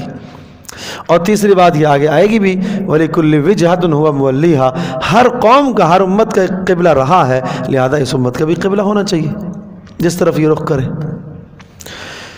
تو فرمایا وَإِذْ جَعَلْنَا الْبَيْتَ مَثَابَةً لِلنَّاسِ وَأَمْنًا، اور وہ وقت یاد کرو جب ہم نے بنایا ہے بیت اللہ کو مَثَابَةً لِلنَّاسِ، لوگوں کے آنے کی جگہ، اور آنے کی جگہ سے مراد کیا ہے کہ لوگ وہاں بار بار آتے ہیں، طواف کرتے ہیں، عمرہ کرتے ہیں، حج کرتے ہیں۔ وَأَمْنًا، اور امن کی جگہ ہم نے بنایا ہے، امن کا گہوارہ اس کو بنایا ہے۔ اور یہ قریش والوں کے دلوں میں اور سب کے دلوں میں اللہ پاک نے یہ بات ڈال دی تھی کہ یہاں کوئی کسی قسم کی تعدی اور ظلم نہیں کرے گا۔ وَاتَّخِذُوا مِن مَّقَامِ إِبْرَاهِيمَ مُصَلًّى، وَاتَّخِذُوا، اور تم ٹھہرا لو، من مقام ابراہیم، مقام ابراہیم کو مصلی، جائے نماز۔ مقام ابراہیم اس پتھر کو کہا جاتا ہے جس پر پاؤں رکھ کر ابراہیم علیہ السلام نے بیت اللہ کی تعمیر فرمائی تھی۔ تو میں نے عرض کیا کہ پہلی تعمیر تو آدم علیہ السلام کے زمانے میں ہوئی، اور پھر اس کے بعد جو ہے یہ حضرت نوح علیہ السلام کے زمانے میں جب طوفان آیا تو بیت اللہ مٹ گیا تھا، آثار ختم ہو گئے تھے۔ البتہ کچھ نہ کچھ نشانیاں موجود تھی، جن نشانیوں کی طرف رخ کر کے جو ہے اس وقت کے جو لوگ تھے وہ کچھ عبادت اور اعمال کرتے تھے، انہیں یکسوئی نصیب ہوتی تھی اور یہاں برکتیں حاصل ہوتی تھی ان کو، تو اس لیے ایسا کیا کرتے تھے۔ پھر ابراہیم علیہ السلام نے جب حضرت ہاجر کو اور اسماعیل علیہ السلام کو یہاں چھوڑا، اور چھوڑنے کے بعد جب دوبارہ واپس آئے تو پھر دوبارہ سے ابراہیم علیہ السلام کو حکم ہوا بیت اللہ کے تعمیر کرنے کا، اور حضرت جبریل علیہ السلام آئے اور انہوں نے آ کر نشاندہی فرمائی، اور پھر ابراہیم علیہ السلام نے بیت اللہ اسی جگہ پر تعمیر فرمایا جہاں حضرت آدم نے تعمیر کیا تھا، گویا کہ سیدھا بیت المعمور کے برابر میں تھا۔ اور پھر ابراہیم علیہ السلام کے بعد یہ چلتا رہا، سلسلہ چلتا رہا، اور پھر رسول اکرم صلی اللہ تعالی وسلم کے زمانے میں جب تعمیر ہوا تو چونکہ اخراجات کم پڑ گئے تھے اور اس لیے کچھ حصہ چھوڑ دیا گیا، حتیم جس کو کہا جاتا ہے، اور اس حصے کو چھوڑ دیا گیا۔ اور پھر رسول اکرم صلی اللہ علیہ وسلم نے جب مکہ فتح ہو گیا تو آپ نے اس تمنا کو ظاہر فرمایا تھا کہ اگر مجھے اپنی قوم کا خدشہ نہ ہو کہ کہیں ایسا نہ ہو کہ اختلاف پیدا کر دیں تو میں بیت اللہ کو اسی تعمیر پر لے آؤں جس تعمیر پر ابراہیم علیہ السلام نے اسے کھڑا کیا تھا، انہی بنیادوں پر اسے لے آؤں، لیکن آپ نے ایسا نہیں کیا۔ اس سے پتہ چلا کہ کوئی کام جو ضروریات دین میں سے نہ ہو لیکن جائز ہو، آدمی اسے چھوڑ سکتا ہے، کہیں فتنہ نہ پیدا ہو جائے۔ بات سمجھے جی، کہیں فتنہ نہ پیدا ہو جائے آدمی چھوڑ سکتا ہے، جیسا کہ رسول پاک صلی اللہ علیہ وسلم نے نئی تعمیر کی اسی طرح سے برقرار رہنے دیا۔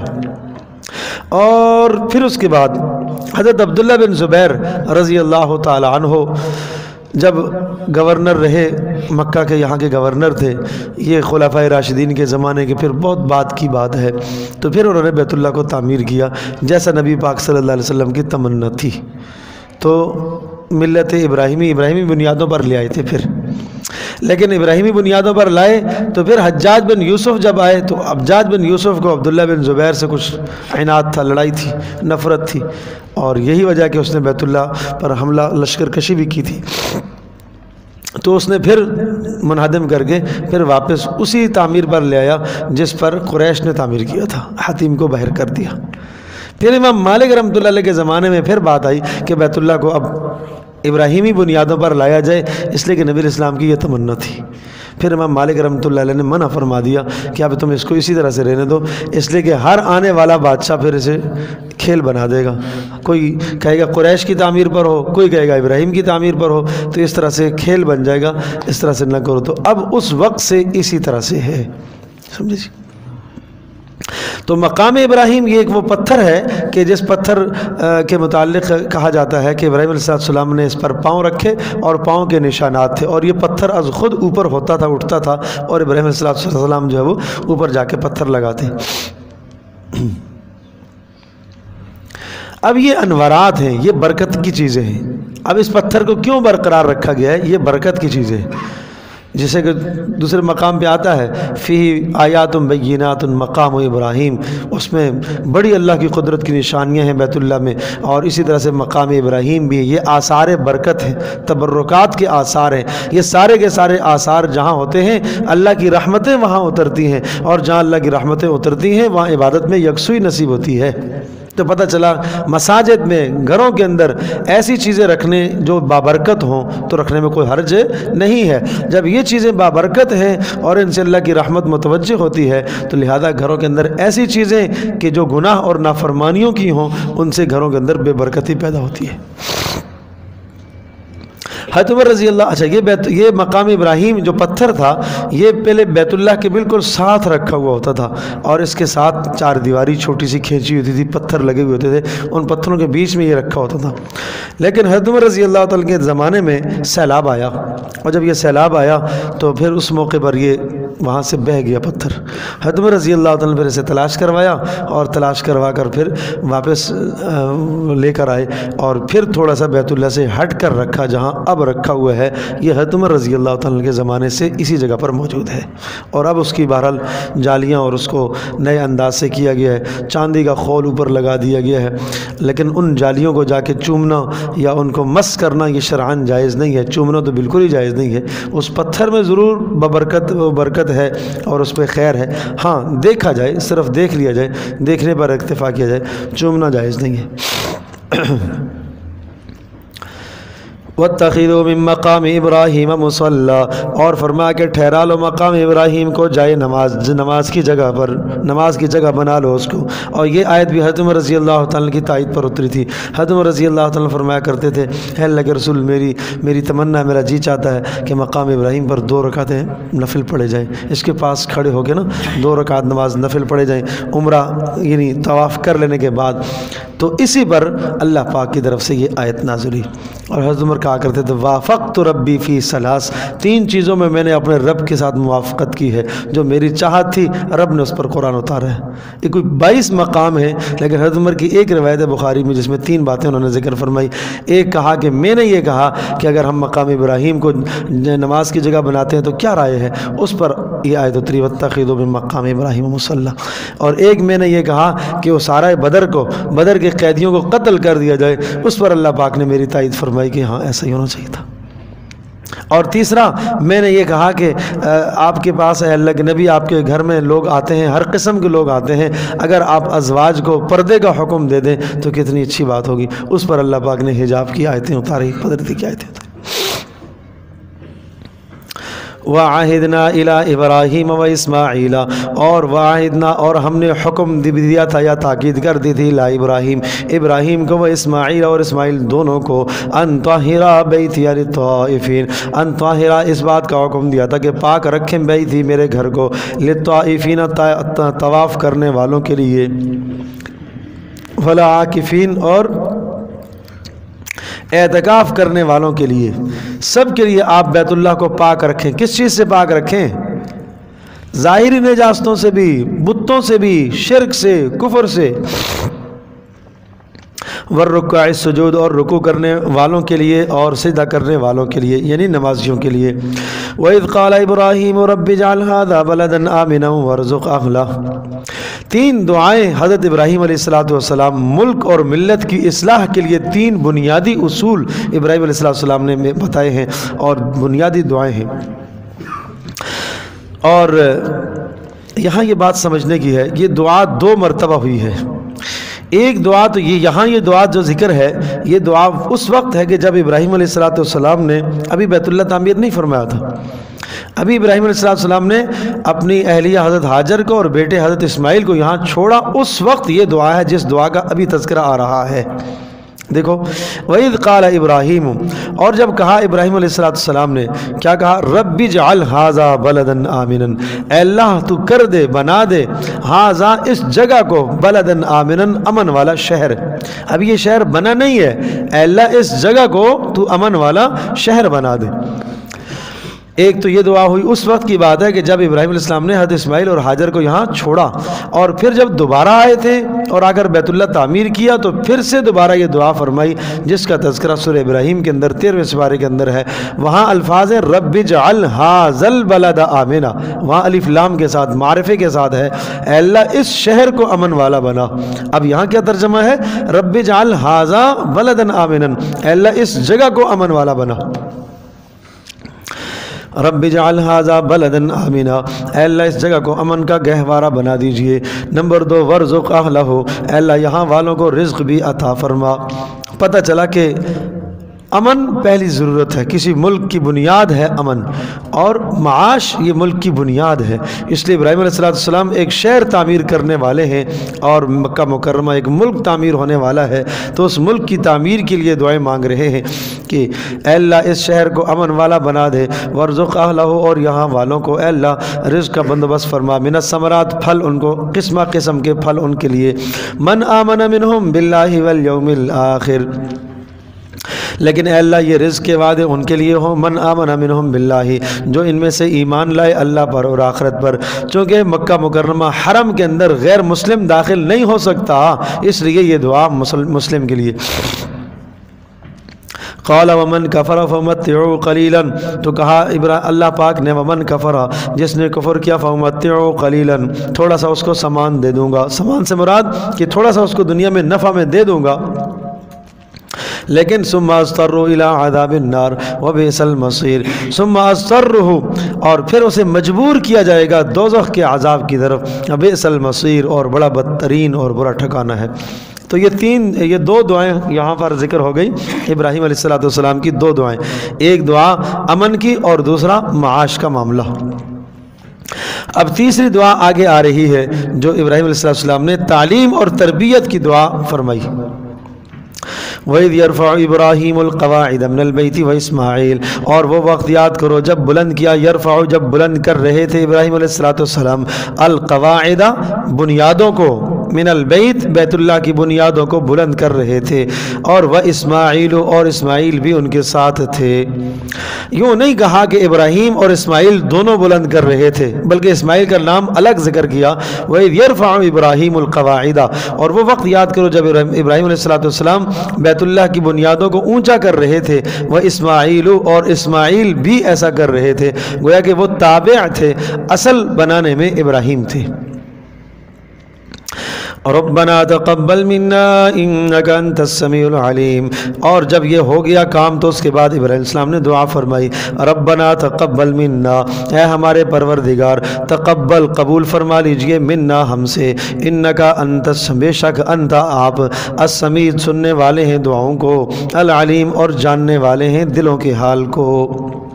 یہ بڑا پیارا جملہ ہے، یہ اشارہ اس بات کی طرف ہے کہ جب بھی آپ کوئی نیک کام کریں اس نیک کام کے اختتام پر دعا کریں، دعا قبول ہوتی ہے. قرآن کی تلاوت نیک عمل ہے، دعا کریں قبول ہوگی. اس کے بعد تلاوت، صدقہ کیا، نماز پڑھی اور کوئی خیر کا عمل کیا، اس کے بعد آپ دعا فرمائیں، دعا قبول ہوتی ہے. بیت اللہ کی تعمیر فرمائی ہے، نیک عمل ہے. اب ابراہیم علیہ السلام کیا کر رہے ہیں؟ دعا کر رہے ہیں. تو پتہ چلا کہ نیک عمل کے اختتام پر دعا قبول ہوتی ہے. ایک ضابطہ تو یہ پتہ چلا. دوسری بات ہمیں اس میں سے یہ سمجھ میں آئی ہے کہ ابراہیم علیہ السلام جب کہہ رہے کہ اتنا بڑا عمل میں نے کیا، اے اللہ اب تو اسے قبول فرما، تو پتہ چلا کہ عمل کرنے کے بعد اس کے قبول ہونے کی دعا بھی اللہ سے کرنی چاہیے. اگر آپ نے نماز پڑھی، اے اللہ اس نماز کو قبول فرما، اے اللہ اس روزے کو، صدقے کو، تلاوت کو، تفسیر کو، پڑھنے کو، پڑھانے کو اے اللہ قبول فرما. تو عمل کے اختتام پر اس عمل کی قبولیت کی بھی دعا کرنی ہوتی ہے. یہ دوسری بات سمجھ میں آئی. اور تیسری بات اپنی بڑائی نہیں ہے، اس میں انتہائی تواضع اور عاجزی کی طرف اشارہ ہے کہ اللہ جب تک تو قبول نہیں کرے گا ہم اس عمل کے ذریعے سے فلاح اور کامیابی نہیں پا سکتے. ربنا تقبل منا، اے ہمارے پروردگار آپ قبول فرما لیجیے ہماری طرف سے، انک انت السمیع العلیم، بے شک تو سننے والا اور جاننے والا ہے. بعض مفسرین نے لکھا ہے کہ یہ حضرت ابراہیم اور اسماعیل علیہ السلام کا اسم اعظم ہے. جب بھی اللہ پاک سے کوئی قبولیت کا فیصلہ کرانا ہوتا تو یہ مانگا کرتے تھے ربنا تقبل منا انک انت السمیع العلیم، یہ پڑھتے تھے. لا الہ الا اللہ، یہ تو پہلے تمہید تھی دعا کی. اب دیکھو کتنی خوبصورت دعا ہے. ایک سربراہ، ایک باپ، ایک مربی کیسے دعا کرے اپنی نسل کے لیے، اپنی اولاد کے لیے، اس سے بہترین دعا کوئی نہیں ہے جو ابراہیم علیہ السلام نے فرمائی ہے. اللہ اکبر. دیکھو ربنا وجعلنا مسلمین لک، اے اللہ وجعلنا، اے اللہ بنا دیجئے مجھے اور میرے بیٹے اسماعیل کو مسلمین لک، اپنا فرما بردار بنا دیجئے. پہلی دعا یہ کی کہ اللہ ہمیں اپنا فرما بردار بنا. اتنا عظیم کام کرنے کے بعد پہلی دعا کیا کی؟ اے اللہ ہمیں اپنا فرما بردار بنا، ہمیں نیک بنا. اللہ اکبر. آج ہم اپنا کوئی نیکی کرنے کے بعد اے اللہ بس پھر تو ہم تو دنیا ہی مانگتے ہیں. تو دنیا مانگنا منع نہیں ہے، لیکن دین کو بنیاد بناؤ. ایسی دعائیں پہلے مانگو جن دعاؤں کا تعلق آخرت سے ہو. 10 منٹ آپ نے دعا کی، ایک دعا بھی اس میں آخرت کی نہیں تھی. یہ کیسی دعا ہے؟ ایک دعا بھی ایسی نہیں ہے کہ جس میں آپ نے اللہ پاک سے اس کی رضا مانگی ہو، اللہ پاک سے آپ نے اس کے غصے کی پناہ چاہی ہو، آپ نے جو ہے دنیا اور آخرت دونوں جہانوں کی کامیابی مانگی ہو. تو ابراہیم علیہ السلام کی دعا آپ دیکھیں، اے اللہ مجھے بھی، حالانکہ نبی تو اللہ کا 100% فرما بردار ہی ہے، لیکن سبق دیا جا رہا ہے کہ یہ دعائیں مانگنے کی ہیں. اے اللہ ہمیں بھی، اے اللہ ہمیں دونوں کے ہم دونوں کو اپنا فرما بردار بنا. ومن ذریتنا، اور اے اللہ ہماری اولادوں کو بھی امتا مسلمتا لک، اے اللہ ہماری اولادوں کو بھی اپنا فرما بردار بنا. تو یہ دعا کرا کرو، اولادوں کی فرما برداری کی دعا کیا کرو. اللہ سے یہ مانگا کرو کہ اللہ ہماری اولادوں کو تو اپنا فرما بردار بنا. اور جب وہ اللہ کے فرما بردار بنیں گے نا تو پھر وہ آپ کی آنکھوں کی ٹھنڈک بنیں گے. پھر وہ اللہ کے فرما بردار ہوں گے تو پھر کیا کریں گے؟ آپ کے حق ادا کریں گے. ایک بیٹا باپ کے حق کیسے ادا کرے گا؟ جب اسے ڈر ہوگا کہ اگر میں نہیں ادا کروں گا تو کل یہ حالات میرے ساتھ پیش آئیں گے. وہ اللہ کے عذاب سے ڈر رہا ہوگا، وہ قیامت سے ڈر رہا ہوگا، اور اس کے دل میں اللہ کی عظمت ہوگی تو باپ کے حقوق ادا کرے گا. لیکن مسئلہ یہ ہے کہ آج ہمارے اس ماحول اور معاشرے میں باپ کوئی زیادہ چاہتے بھی نہیں ہے کہ ہماری اولادیں فرما بردار بن جائیں. بس ہماری اولادیں اتنی ہی بنیں جتنا ہماری اطاعت کریں. باقی اگر اولاد 100% دین کے پابند ہو جائے، نماز روزے کی پابند ہو جائے اور گناہوں سے بچنے لگ جائے تو اس میں ہمیں خود تکلیف ہونا شروع ہو جاتی ہے کہ یہ کیا ہو گیا بھائی، پتہ نہیں کہاں بیٹھنا شروع کر دیا اس نے. مسجد میں اگر ایک بچے کا دل لگ رہا ہے اور وہ مسجد میں آپ نے دیکھا کہ نماز پڑھنے کے بعد بیٹھ کے آدھا گھنٹہ تلاوت کرتا ہے، وقت لگاتا ہے، تو یہ کیا ہے؟ تکلیف کی بات ہے، یہ حیرانگی کی بات ہے، کہاں چلا گیا. اور اگر یہی بیٹا باہر جا کے ہوٹلوں میں گھنٹے گھنٹے گزارتا ہے، دوستوں کے ساتھ لگاتا ہے، تو وہاں کوئی بات نہیں، کیا کریں، یہ بھی ضروری ہے جی، یہ بھی ضروری ہے. یہ تو ظلم کی بات ہے نا. یہی بیٹی اگر گھر میں بیٹھ کر قرآن مجید کے لیے اگر آدھا گھنٹے میں بیٹھ گئی تو ماں کو پریشانی ہونے لگ جاتی ہے. اور اسکول کا کام ہی نہیں کیا اس نے، تو کام اس کا اتنا پڑا ہوا ہے وہ باقی ہے. کالج کا کام ہی آپ نے نہیں کیا، پڑھے گی کب یہ؟ اور اگر وہی نیٹ پر گھنٹے گھنٹے بیٹھتی ہے تو اس پر کوئی ماں کو پریشانی نہیں ہے، کوئی باپ کو پریشانی نہیں ہے. اور وہی اگر اپنی سہیلیوں کے ساتھ بیٹھتی ہے تو اس میں کوئی پریشانی نہیں ہے. اور اللہ پاک ہم سب کی حفاظت فرمائے، اگر وہ دوسروں کے ساتھ بیٹھتی ہے، لڑکوں کے ساتھ بیٹھتی ہے تو اس میں بھی ہمیں پریشانی نہیں ہے. یہ ظلم ہے، یہ زیادتیاں ہیں ہمارے معاشرے میں، یہ ماں باپ کا قصور ہے، یہ غلطیاں ہیں ہماری، اور ان غلطیوں کا خمیازہ ہم معاشرے میں آج بھگت رہے ہیں. تو اس لیے ابراہیم علیہ السلام، یہ نبیوں کی سیرت ہے نا، ہمارے لیے سب سے بہترین سیرت نبیوں کی سیرت ہے. ہاں، لقد کان لکم فی ابراہیم علیہ السلام کی زندگی میں بھی تمہارے لیے اسوہ حسنہ ہے، پتہ ہے. تو یہ اس طرح سے اپنی اولادوں کی تربیت کرو اور اس طرح سے اپنی اولادوں کا خیال کرو.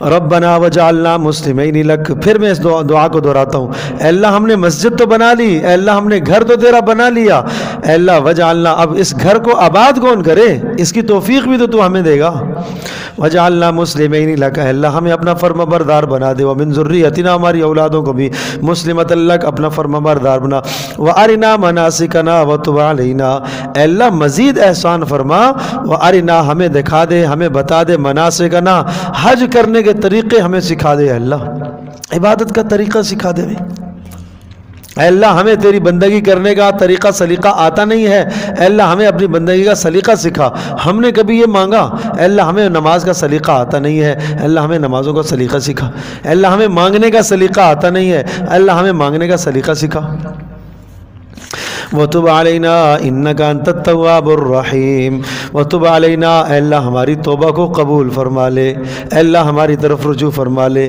ہماری طرف متوجہ ہو گیا، ہماری معروضات کو سن لے کہ نبی ہیں، نبی کیا گناہ کرے گا، لیکن سبق سمجھایا جا رہا ہے مجھے اور آپ کو اور قیامت تک آنے والے انسانوں کو، ابراہیم علیہ السلام کی تاریخ ذکر کر کے، وَتُبْ عَلَيْنَا، اے اللہ ہماری توبہ کو قبول فرما لے، إِنَّكَ أَنْتَ التَّوَّابُ الرَّحِيمُ، اے اللہ تو توبہ کو قبول کرنے والا اور مہربان ہے۔ اب تیسری وہ دعا آئی ہے، تین دعائیں تھیں نا، ملک کو آباد کرنے کے لیے، امن کا مسئلہ اللہ حل فرما دے، معاش کا مسئلہ حل فرما دے، تعلیم اور تربیت کا مسئلہ، اے اللہ ہم نے گھر بنایا تیرا، مسجد ہم نے بنائی ہے، اے اللہ اس مسجد کا امام متعین فرما دے، امامت کی دعا ابراہیم علیہ السلام کر رہے ہیں، اور یہ دعا حضرت محمد صلی اللہ علیہ وسلم کے حق میں قبول ہوئی، آپ نے فرمایا میں ابراہیم کی دعا کا نتیجہ ہوں جو ابراہیم علیہ السلام نے وہاں مانگی تھی۔ اب دیکھو کتنی پیاری دعا، ربنا وبعث فیہم رسولا، اے اللہ میں نے اپنی اولادوں کو یہاں بسا دیا ہے، اپنی اولاد کو یعنی بیوی کو بچے کو یہاں بسایا اور ان سے سلسلہ وہاں آگے چلا، آبادیاں ہو گئی، اے اللہ ربنا وبعث فیہم رسولا، اے اللہ ان میں سے ایک رسول بھیج، منہم انہی میں سے ہو، یہ اشارہ بشریت رسول کی طرف کہ رسول انسان ہوتا ہے، انہی انسانوں میں سے ایک رسول بھیج، معلم بھیج، مربی بھیج، اور معلم کائنات رسول پاک صلی اللہ علیہ وسلم، تعلیم کا بندوبست فرما، کتنی پیاری بات، کتنی پیاری بات، تعلیم کا بندوبست فرما، تعلیم کا نصاب بھی ابراہیم علیہ السلام بتا رہے، نصاب تعلیم کیا ہونی چاہیے، دیکھو یتلو علیہم آیاتک، وہ یہ کام کرے گا، یتلو علیہم، اتنا کہہ دینا کافی نہیں تھا کہ اے اللہ ایک رسول بھیج دے بس بات پوری ہو جاتی، لیکن یہ ہمارے لیے سبق ہے کہ کیا نصاب تعلیم ہے جو انسان کی تربیت کیا کرتا ہے، کس نصاب سے انسان کی زندگی بدلتی ہے، کس نصاب سے انسان کا اللہ پاک سے تعلق قائم ہوتا ہے، اس کے لیے سب سے بڑی بنیاد قرآن کی تلاوت ہے، یتلو علیہم آیاتک، اے اللہ ایسا رسول بھیج جو ان کے اوپر تیری آیتیں پڑھ پڑھ کر ان کو سنائے، اور دوسرا کام کیا کرے، وَيُعَلِّمْهُمُ الْكِتَابَ وَالْحِكْمَةَ، اے اللہ ان کو کتاب کا علم سکھائے، یعنی قرآن کا معنی بتائے، وَالْحِكْمَةَ، اور اپنے عمل کے ذریعے سے، حکمت سے مراد سنت ہے، سنت، وَيُزَكِّيهِمْ، اور اے اللہ ان کو جو پاک کرے، تو چار کام، چار نصاب کی چار شقیں کہہ لیجئے، چار شکلیں کہہ لیجئے نصاب کی، نمبر ایک قرآن کی تلاوت، نمبر دو قرآن کا معنی سیکھنا، نمبر تین حدیث پاک صلی اللہ علیہ وسلم کو سیکھنا، نبی علیہ السلام کے ارشادات کو سیکھنا، اور نمبر چار اپنے دل کو صاف کرنا، دل کا تزکیہ، دل کا تزکیہ۔ کیا ہمارے نصاب تعلیم جہاں ہم پڑھ رہے ہیں، ہم نے پڑھا یا ہماری نسلوں نے پڑھا، ہماری اولادیں جہاں پڑھ رہی ہیں، کیا وہاں یہ چار باتیں ہیں؟ سوچنے کی بات ہے میرے دوستوں، بزرگوں اور ماں اور بہنوں، اگر ہمارے تعلیمی اداروں کے اندر یہ چار باتیں نہیں ہیں تو پھر ہمیں اپنے گھروں میں اپنی نسلوں کے لیے ان چار باتوں کا اہتمام کرنا ہے، پھر ان چار باتوں کا ہمیں اہتمام کرنا ہے، دیکھو ورنہ ذلت اور رسوائی مقدر بن کر رہ جائے گی۔ قرآن کی تعلیم کے لیے آدھا گھنٹہ ایک بچہ وہ تعلیم حاصل کرنے کے لیے صبح سے لے کر دوپہر تک، اور پھر دوپہر کو واپس آیا، جناب کھانا کھایا، سلایا، پھر اس کے بعد شام پھر ٹیوشن، اور بھاری بھرکم فیس دے کر اچھے سے اچھے اسکول کے اندر، لیکن جب بات آئی قرآن کی تو آدھا گھنٹہ، جی وہ آدھا گھنٹہ بھی زیادہ، اتنا زیادہ کیوں بھائی؟ وہ بھی 15 منٹ۔ پڑھانے والا ٹیچر کون؟ گلی میں پھرنے والا کوئی بھی، داڑھی ہے ٹوپی ہے، وہاں کیسا پڑھاتا ہے یہ تو نہیں پتا کیسا پڑھاتا ہے، اس لیے کہ وہ تو اس کے لیے تو ضروری ہے نا کہ خود جاننا ہو۔ امتحان تو پتہ تو جب پتہ چلتا ہے جب آدمی کو خود آتا ہو، خود بیچارے کو آتا نہیں ہے تو وہ گزرنے والے کو کیا پتا کہ گزرنے والا کون ہے، یہ میرے بیٹے کی کیا تربیت کرے گا۔ بڑا حساس معاملہ ہوتا ہے۔ اپنی اولادوں کو، اپنی نسلوں کو صحیح لوگوں کے پاس چھوڑو، غلط لوگوں کے پاس مت چھوڑو۔ ایک لمحہ آپ کے بچے کا ایک غلط آدمی کے پاس بیٹھنا، اس کی غلط حرکت اس کے اندر سرایت کرے گی۔ اس گھومنے والے کا کیا مقصد ہے پڑھانے کا؟ سوائے پیسے کے۔ یہ غرض ہو اگر پڑھانے والے کی صرف پیسہ کمانا، تو اس پڑھانے سے گھر میں خیریں اور برکتیں نہیں آئیں گی، اس پڑھانے سے نسلیں تربیت نہیں پائیں گی، اس پڑھانے سے نا نسلوں میں اللہ پاک کی محبت ہرگز نہیں آئے گی۔ وقت دو قرآن کو سیکھنے کے لیے وقت نکالو۔ بڑوں سے بھی درخواست ہے، بزرگوں سے بھی درخواست ہے، وقت نکالو۔ ہمارے پاس آپ آئیں، جس وقت آپ کو جب موقع ملتا ہے آئے۔ آپ صبح آنا چاہتے ہیں، ظہر میں آنا چاہتے ہیں، آپ رات کو آنا چاہتے ہیں، جس وقت آپ کو موقع ملتا ہے آپ تشریف لائیں۔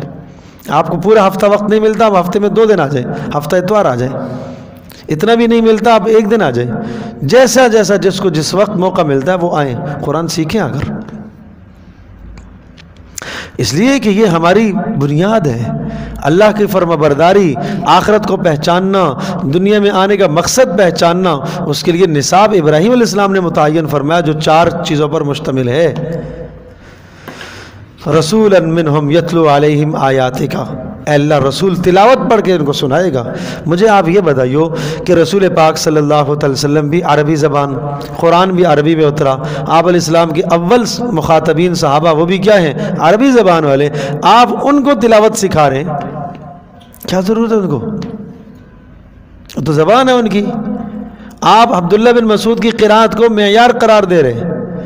آپ یہ کہہ رہے ہیں کہ جو آدمی اس طرح سے قرآن پڑھنا چاہ رہا ہے جس طرح سے میرے پر نازل ہوا، وہ ابن ام معبد کی طرح پڑھے۔ ابن ام معبد عبداللہ بن مسعود اور حذیفہ کی طرح قرآن پڑھے، ابو موسیٰ کی طرح قرآن پڑھے۔ ان لوگوں کو کی قرات کو آپ نے معیار قرار دیا۔ یہ صحابہ کے بڑے قرہ تھے، ابی بن کعب کی طرح پڑھے۔ ان سے جا کے قرآن سیکھو۔ تو ضرورت ہے ہمیں بھی وہی، ہم بھی سیکھیں، قرآن کا تلفظ ٹھیک ہو جائے۔ تو یہ پہلی بنیاد ہے۔ اچھا، جب اس تلفظ کے ساتھ آپ قرآن پڑھیں گے نا، اب آپ کے دل میں یہ اترے گا۔ ہمارے دلوں میں کیوں نہیں اترتا؟ کیا اسی قرآن نے عمر رضی اللہ تعالیٰ کے دل کو نرم نہیں کیا تھا کہ قتل کرنے جا رہے تھے نبی علیہ السلام کو؟ اور ایک نہیں کتنے واقعات ہیں کہ لوگوں کے دل نرم ہو گئے اس کی تلاوت کو سن کر کے۔ اس لیے کہ پڑھنے والا جب ٹھیک پڑھے تو سننے والے میں اثر آتا ہے۔ پڑھنے والا از خود تلفظ کی ادائیگی صحیح کرے تو اسے پتہ چلتا ہے کہ میں کیا پڑھ رہا ہوں۔ معنی ہی نہیں پتا، تلفظ ہی نہیں پتا، ہا کو خا پڑھ رہا ہے، خا کو ہا پڑھ رہا ہے، قاف کو کاف پڑھ رہا ہے، لفظ سے لفظ بگڑ رہا ہے، تو معنی تو فاسد ہے۔ تو اس لیے سیکھنے کی ضرورت ہے۔ قد افلح من تزکا وذکر اسم ربی فصلی بل تؤثرون الحیاۃ الدنیا والآخرۃ خیر وابقی، آخرت خیر ہے اور ابقا باقی رہنے والی ہے۔ قاف ٹھیک نہیں پڑا، وابقا تو ابقا کا معنی ہے رونے والا۔ مطلب یہ تھا کہ آخرت باقی رہنے والی ہے، یہ ترجمہ کر رہا ہے آخرت رونے والی ہے۔ کہاں سے کہاں بات پہنچ جاتی ہے اس سے، تلفظ میں بگاڑ ہو تو۔ عمر کے جس حصے میں آپ پہنچ گئے ہیں، اگر ابھی بھی سیکھیں گے ٹھیک ہے، نئی زبان مڑے گی، لیکن قیامت کے دن کم از کم اچھے لوگوں میں شمار ہو جائے گا، سیکھنے والوں میں شمار ہو جائے گا، عذاب نہیں ہوگا۔ دیکھو یہ اللہ پاک کا کتنا کرم ہے اور احسان ہے اس امت پر کہ کسی بھی وقت کوئی پلٹ آئے۔ یہ نہیں کہا کہ 50 سال کے بعد آپ کے لیے ممکن نہیں ہے، 100 سال کے بعد آپ کے لیے ممکن نہیں ہے، آخری لمحے میں بھی اگر آپ کا ارادہ تبدیل ہو گیا تو تب بھی اللہ تبارک و تعالیٰ آپ کو نوازے گا۔ 2 آدمیوں نے شروع کیا، ایک ہی دن شروع کیا، سورۃ الفاتحہ پڑھی، ایک کا انتقال ہو جاتا ہے اور دوسرا نے مکمل کر لیا، اس نے مکمل ناظرہ پڑھ لیا، حافظ بھی ہو گیا۔ قیامت کے دن دونوں کو اللہ پاک ایک ساتھ اٹھائے گا، ایک ہی عزت دونوں کو ملے گی، اس لیے کہ اس کی بھی نیت تو تھی نا، تو اس لیے نیت کریں سیکھنے کی۔ یہ پہلا کام ہے۔ دوسرا وَيُعَلِّمْهُمُ الْكِتَابَ، اور قرآن کا معنی ان کو سکھاؤ جی، قرآن کا معنی سکھاؤ۔ یہ تفسیر کا سلسلہ یہی ہے، تعلیم کتاب، قرآن کی تعلیم دو، قرآن کا معنی سکھاؤ، مفہوم جاننے کی کوشش کرو۔ کم از کم زندگی میں ایک بار دورانیہ تو نکل جائے قرآن کا، ایک بار تو دور نکل جائے اللہ کا کلام۔ میں تو کہتا ہوں ایک بار نہیں، کئی بار نکلے تو تب بھی کم تھوڑا ہے، تب بھی تھوڑا ہے۔ صحابہ کرام رضی اللہ عنہم اجمعین جو تلاوت کیا کرتے تھے، یا سلف الصالحین جو پرانے لوگ تلاوت کرتے تھے، تو وہ تو معنی کو سمجھ کے تلاوت کرتے تھے، اس میں کوئی شک نہیں، بغیر سمجھے بھی پڑے گا تو ثواب تو ہے ہی ہے، اجر تو ہے ہی ہے۔ لیکن دو چیزیں ہیں، ایک اعلیٰ درجہ، ایک ادنا درجہ۔ ہم نے ادنا کو لیا ہوا ہے، اعلیٰ کو کیوں نہیں لے رہے؟ معنی سمجھ کر پڑھیں گے تو زیادہ بات ہے، زیادہ اجر ہے، زیادہ فضیلت کی بات ہے۔ تو دنیا کے معاملے میں ہم اعلیٰ چیز کو لیتے ہیں۔ ہاں ایک جگہ بھائی یہاں نوکری لگی ہوئی ہے، یہاں تنخواہ اتنی ہے، دوسری جگہ سے آفر آئی ہے، وہاں تھوڑی سی زیادہ ہے، 10,000 زیادہ ہے، تو وہاں جاؤں یا نہ جاؤں؟ اچھا بھائی جاؤ، کیوں؟ اعلیٰ کو اختیار کر رہے ہیں نا، وہاں سہولیات زیادہ ہیں، اعلیٰ کو اختیار کر رہے ہیں۔ تو آخرت کی سہولیات اس میں ہے کہ قرآن کا معنی سمجھو پھر اسے پڑھو۔ آخرت کی سہولیات ہیں، آخرت کے بلند مقام ہیں، اور دنیا کے بلند مقام کیا ہیں؟ آخرت کے بلند مقام ایک درجہ اتنا بلند ہوگا جتنا زمین آسمان کے بیچ کا فاصلہ ہے۔ تو اس لیے تعلیم کتاب خود بھی کوشش کرو، دوسروں کو بھی لے کر آؤ، اپنی نسلوں کو بھی آمادہ کرو، تیار کرو، اپنے بچوں کو، بیٹوں کو، بیٹیوں کو اس کے لیے آمادہ کرو کہ قرآن کا ایک تفسیری دور تو نکلے کم از کم۔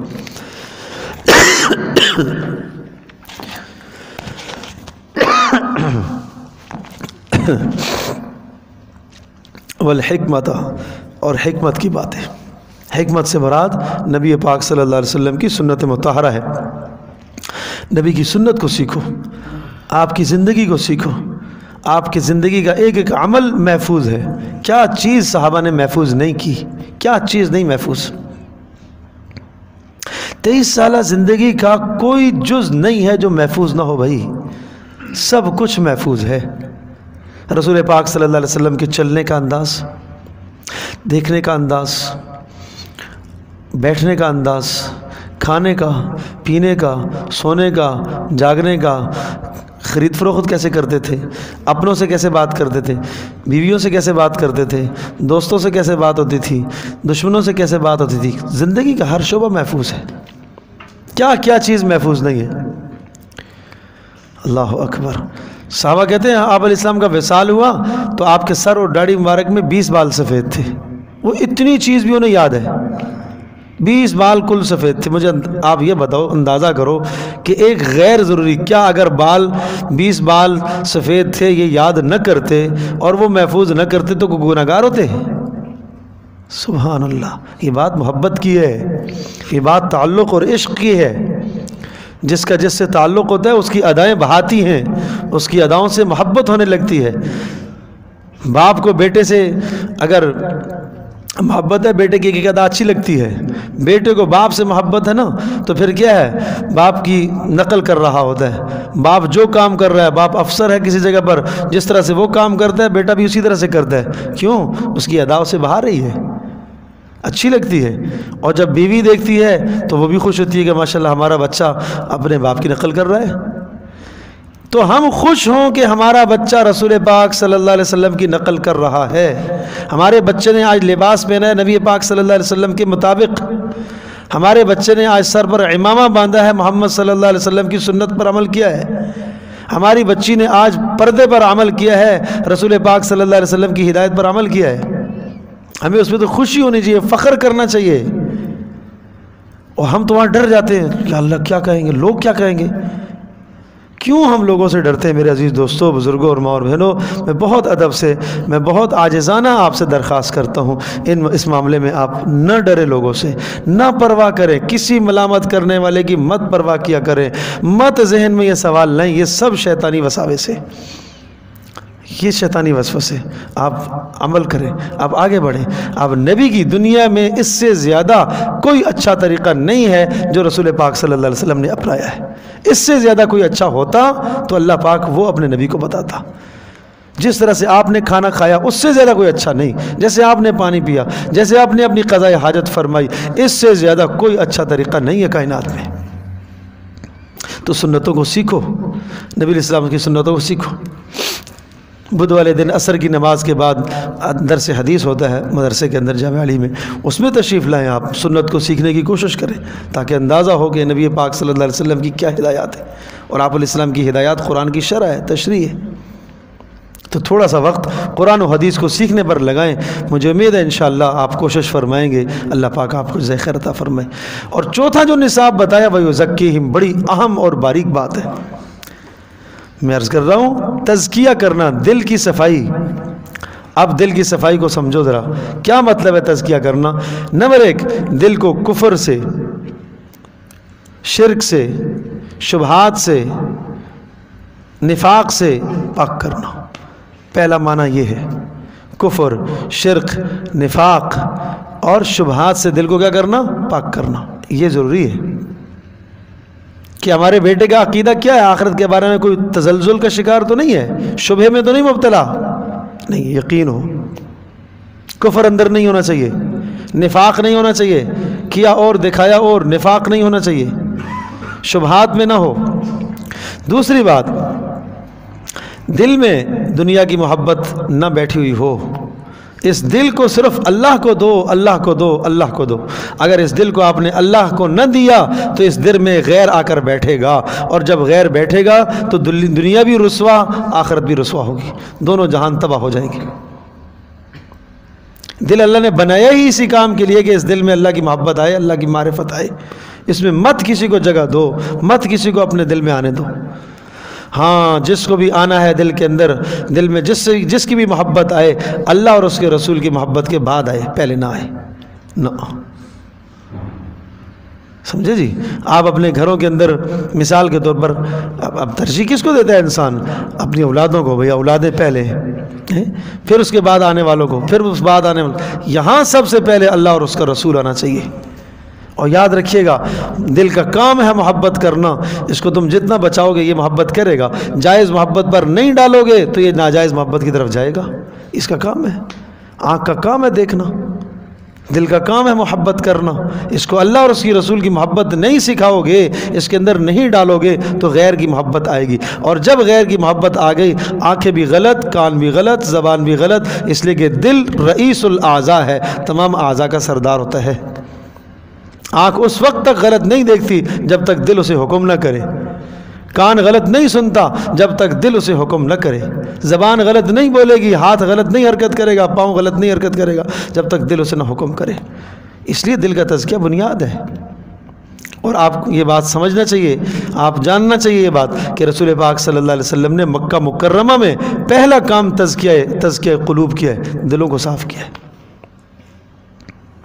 تو شرک سے، کفر سے، نفاق سے، شبہات سے دل کو پاک کرنا۔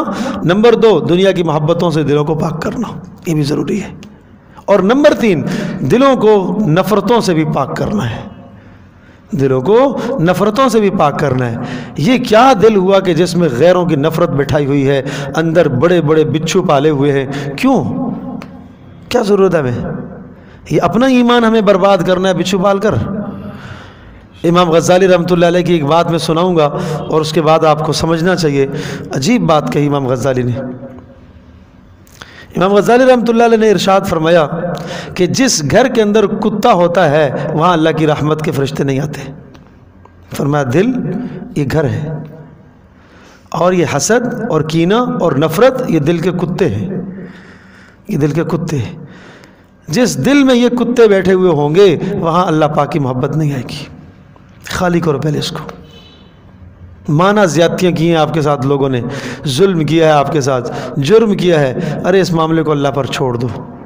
کبھی بھی یاد رکھیے گا، جس نے آپ کے ساتھ زیادتی کی، ظلم کیا، ظالم کبھی کامیاب نہیں ہوگا، وہ اپنے مقصد میں کبھی بھی کامیاب نہیں ہوگا، اور آپ کو کبھی بھی اللہ تبارک و تعالیٰ بے یار و مددگار نہیں چھوڑے گا۔ اگر آپ نے اسے معاف کر دیا، درگزر کر دی، تو اللہ آپ کی عزت کرے گا۔ یہ تو اللہ کا نظام ہے نا۔ تو اس لیے اپنے دلوں کو نفرتوں سے بھی پاک رکھو، غیروں کی محبتوں سے بھی پاک رکھو، اولادوں سے محبت، بیوی سے محبت، بچوں سے محبت، مال سے محبت، یہ سب محبتیں منع نہیں ہیں، لیکن یہ محبتیں اللہ اور اس کے رسول کی محبت سے بڑھنی نہیں چاہیے۔ جس دن یہ بڑھ گئی تو خطرے کی بات ہے، اور اس کا صاف صاف قرآن میں اللہ پاک نے حکم دیا ہے، قل ان کان آباؤکم و ابناؤکم و اخوانکم و ازواجکم و عشیرتکم، کہہ دیجئے اے نبی اگر تمہیں تمہاری اولادیں، تمہیں تمہاری بیویاں، تمہارے خاندان اور تمہارے مال اور تمہارے گھر اور تمہاری تجارتیں بڑی بڑی، اگر یہ سب کے سب احب الیکم من اللہ و رسولہ، اللہ اور اس کے رسول کی محبت سے تجھے زیادہ یہ چیزیں عزیز ہیں، و جہاد فی سبیلی، اللہ اور اس کے رسول کے راستے میں جہاد سے زیادہ تمہیں عزیز ہیں، فتربصوا، پھر اللہ کے عذاب کا انتظار کرو۔ یہ غلط ہے، تو ان محبتوں کو کم کرو، اللہ اور اس کے رسول کی محبت کو غالب رکھو۔ اور میرے دوستوں اور بزرگوں اور ماں اور بہنوں، اللہ اور اس کے رسول کی محبت آئے گی، کیسے آئے گی یہ سوچنے کی بات ہے۔ تلاوت بہترین ذریعہ اللہ کی محبت حاصل کرنے کا، سب سے بہترین ذریعہ تلاوت۔ تنہائی میں اللہ کو یاد کرنا، اس سے اللہ کی محبت آئے گی۔ نمبر 3، اللہ کی نعمتوں کی شکر گزاری کرو گے، اللہ کی نعمت کی شکر گزاری کرو گے، اللہ کی محبت دل میں آئے گی۔ اور جب اللہ کی محبت آئے گی، جہاں کہیں گندگی اور نجاست اور غلاظت ہو تو آپ جتنا صاف ستھرا پانی ڈالیں گے، آہستہ آہستہ گندگیاں چھٹنا شروع ہو جائیں گی۔ آپ اللہ کی محبت لاؤ، غیروں کی محبتیں رخصت ہوں گی۔ لیکن آپ یہ کہو گے جناب نہیں یہ بھی رہے، ایسا نہیں ہوتا۔ تو اس لیے اپنے دلوں کا تزکیہ مانا دل کو صاف کرنا، پاک کرنا، تزکیہ نفس یہ ضروری ہے۔ اس لیے مشائخ، علماء، صوفیاء کرام برس سال ہا سال ان کے لگ جاتے دل کے تزکیہ کرتے کرتے، دلوں میں غیروں کی محبتیں نہ آئیں۔ اس طرح سے محنتیں کی لوگوں نے، اور ساری رات کی ریاضتیں کرتے تھے، مجاہدے کرتے تھے، لا الہ الا اللہ کی رٹ لگاتے تھے، ورد کرتے تھے، روزے رکھتے تھے، جنگلوں میں جا کے بیٹھ کر اس طرح سے تزکیہ کرتے تھے۔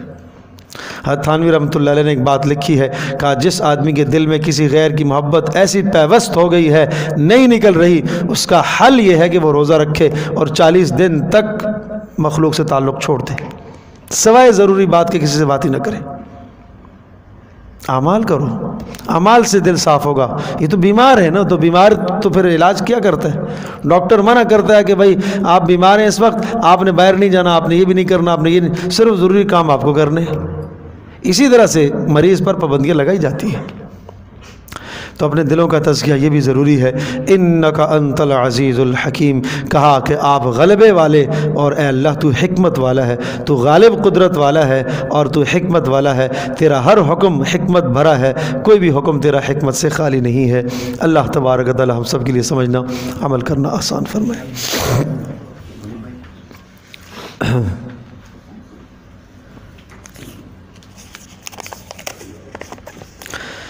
لا الہ الا اللہ۔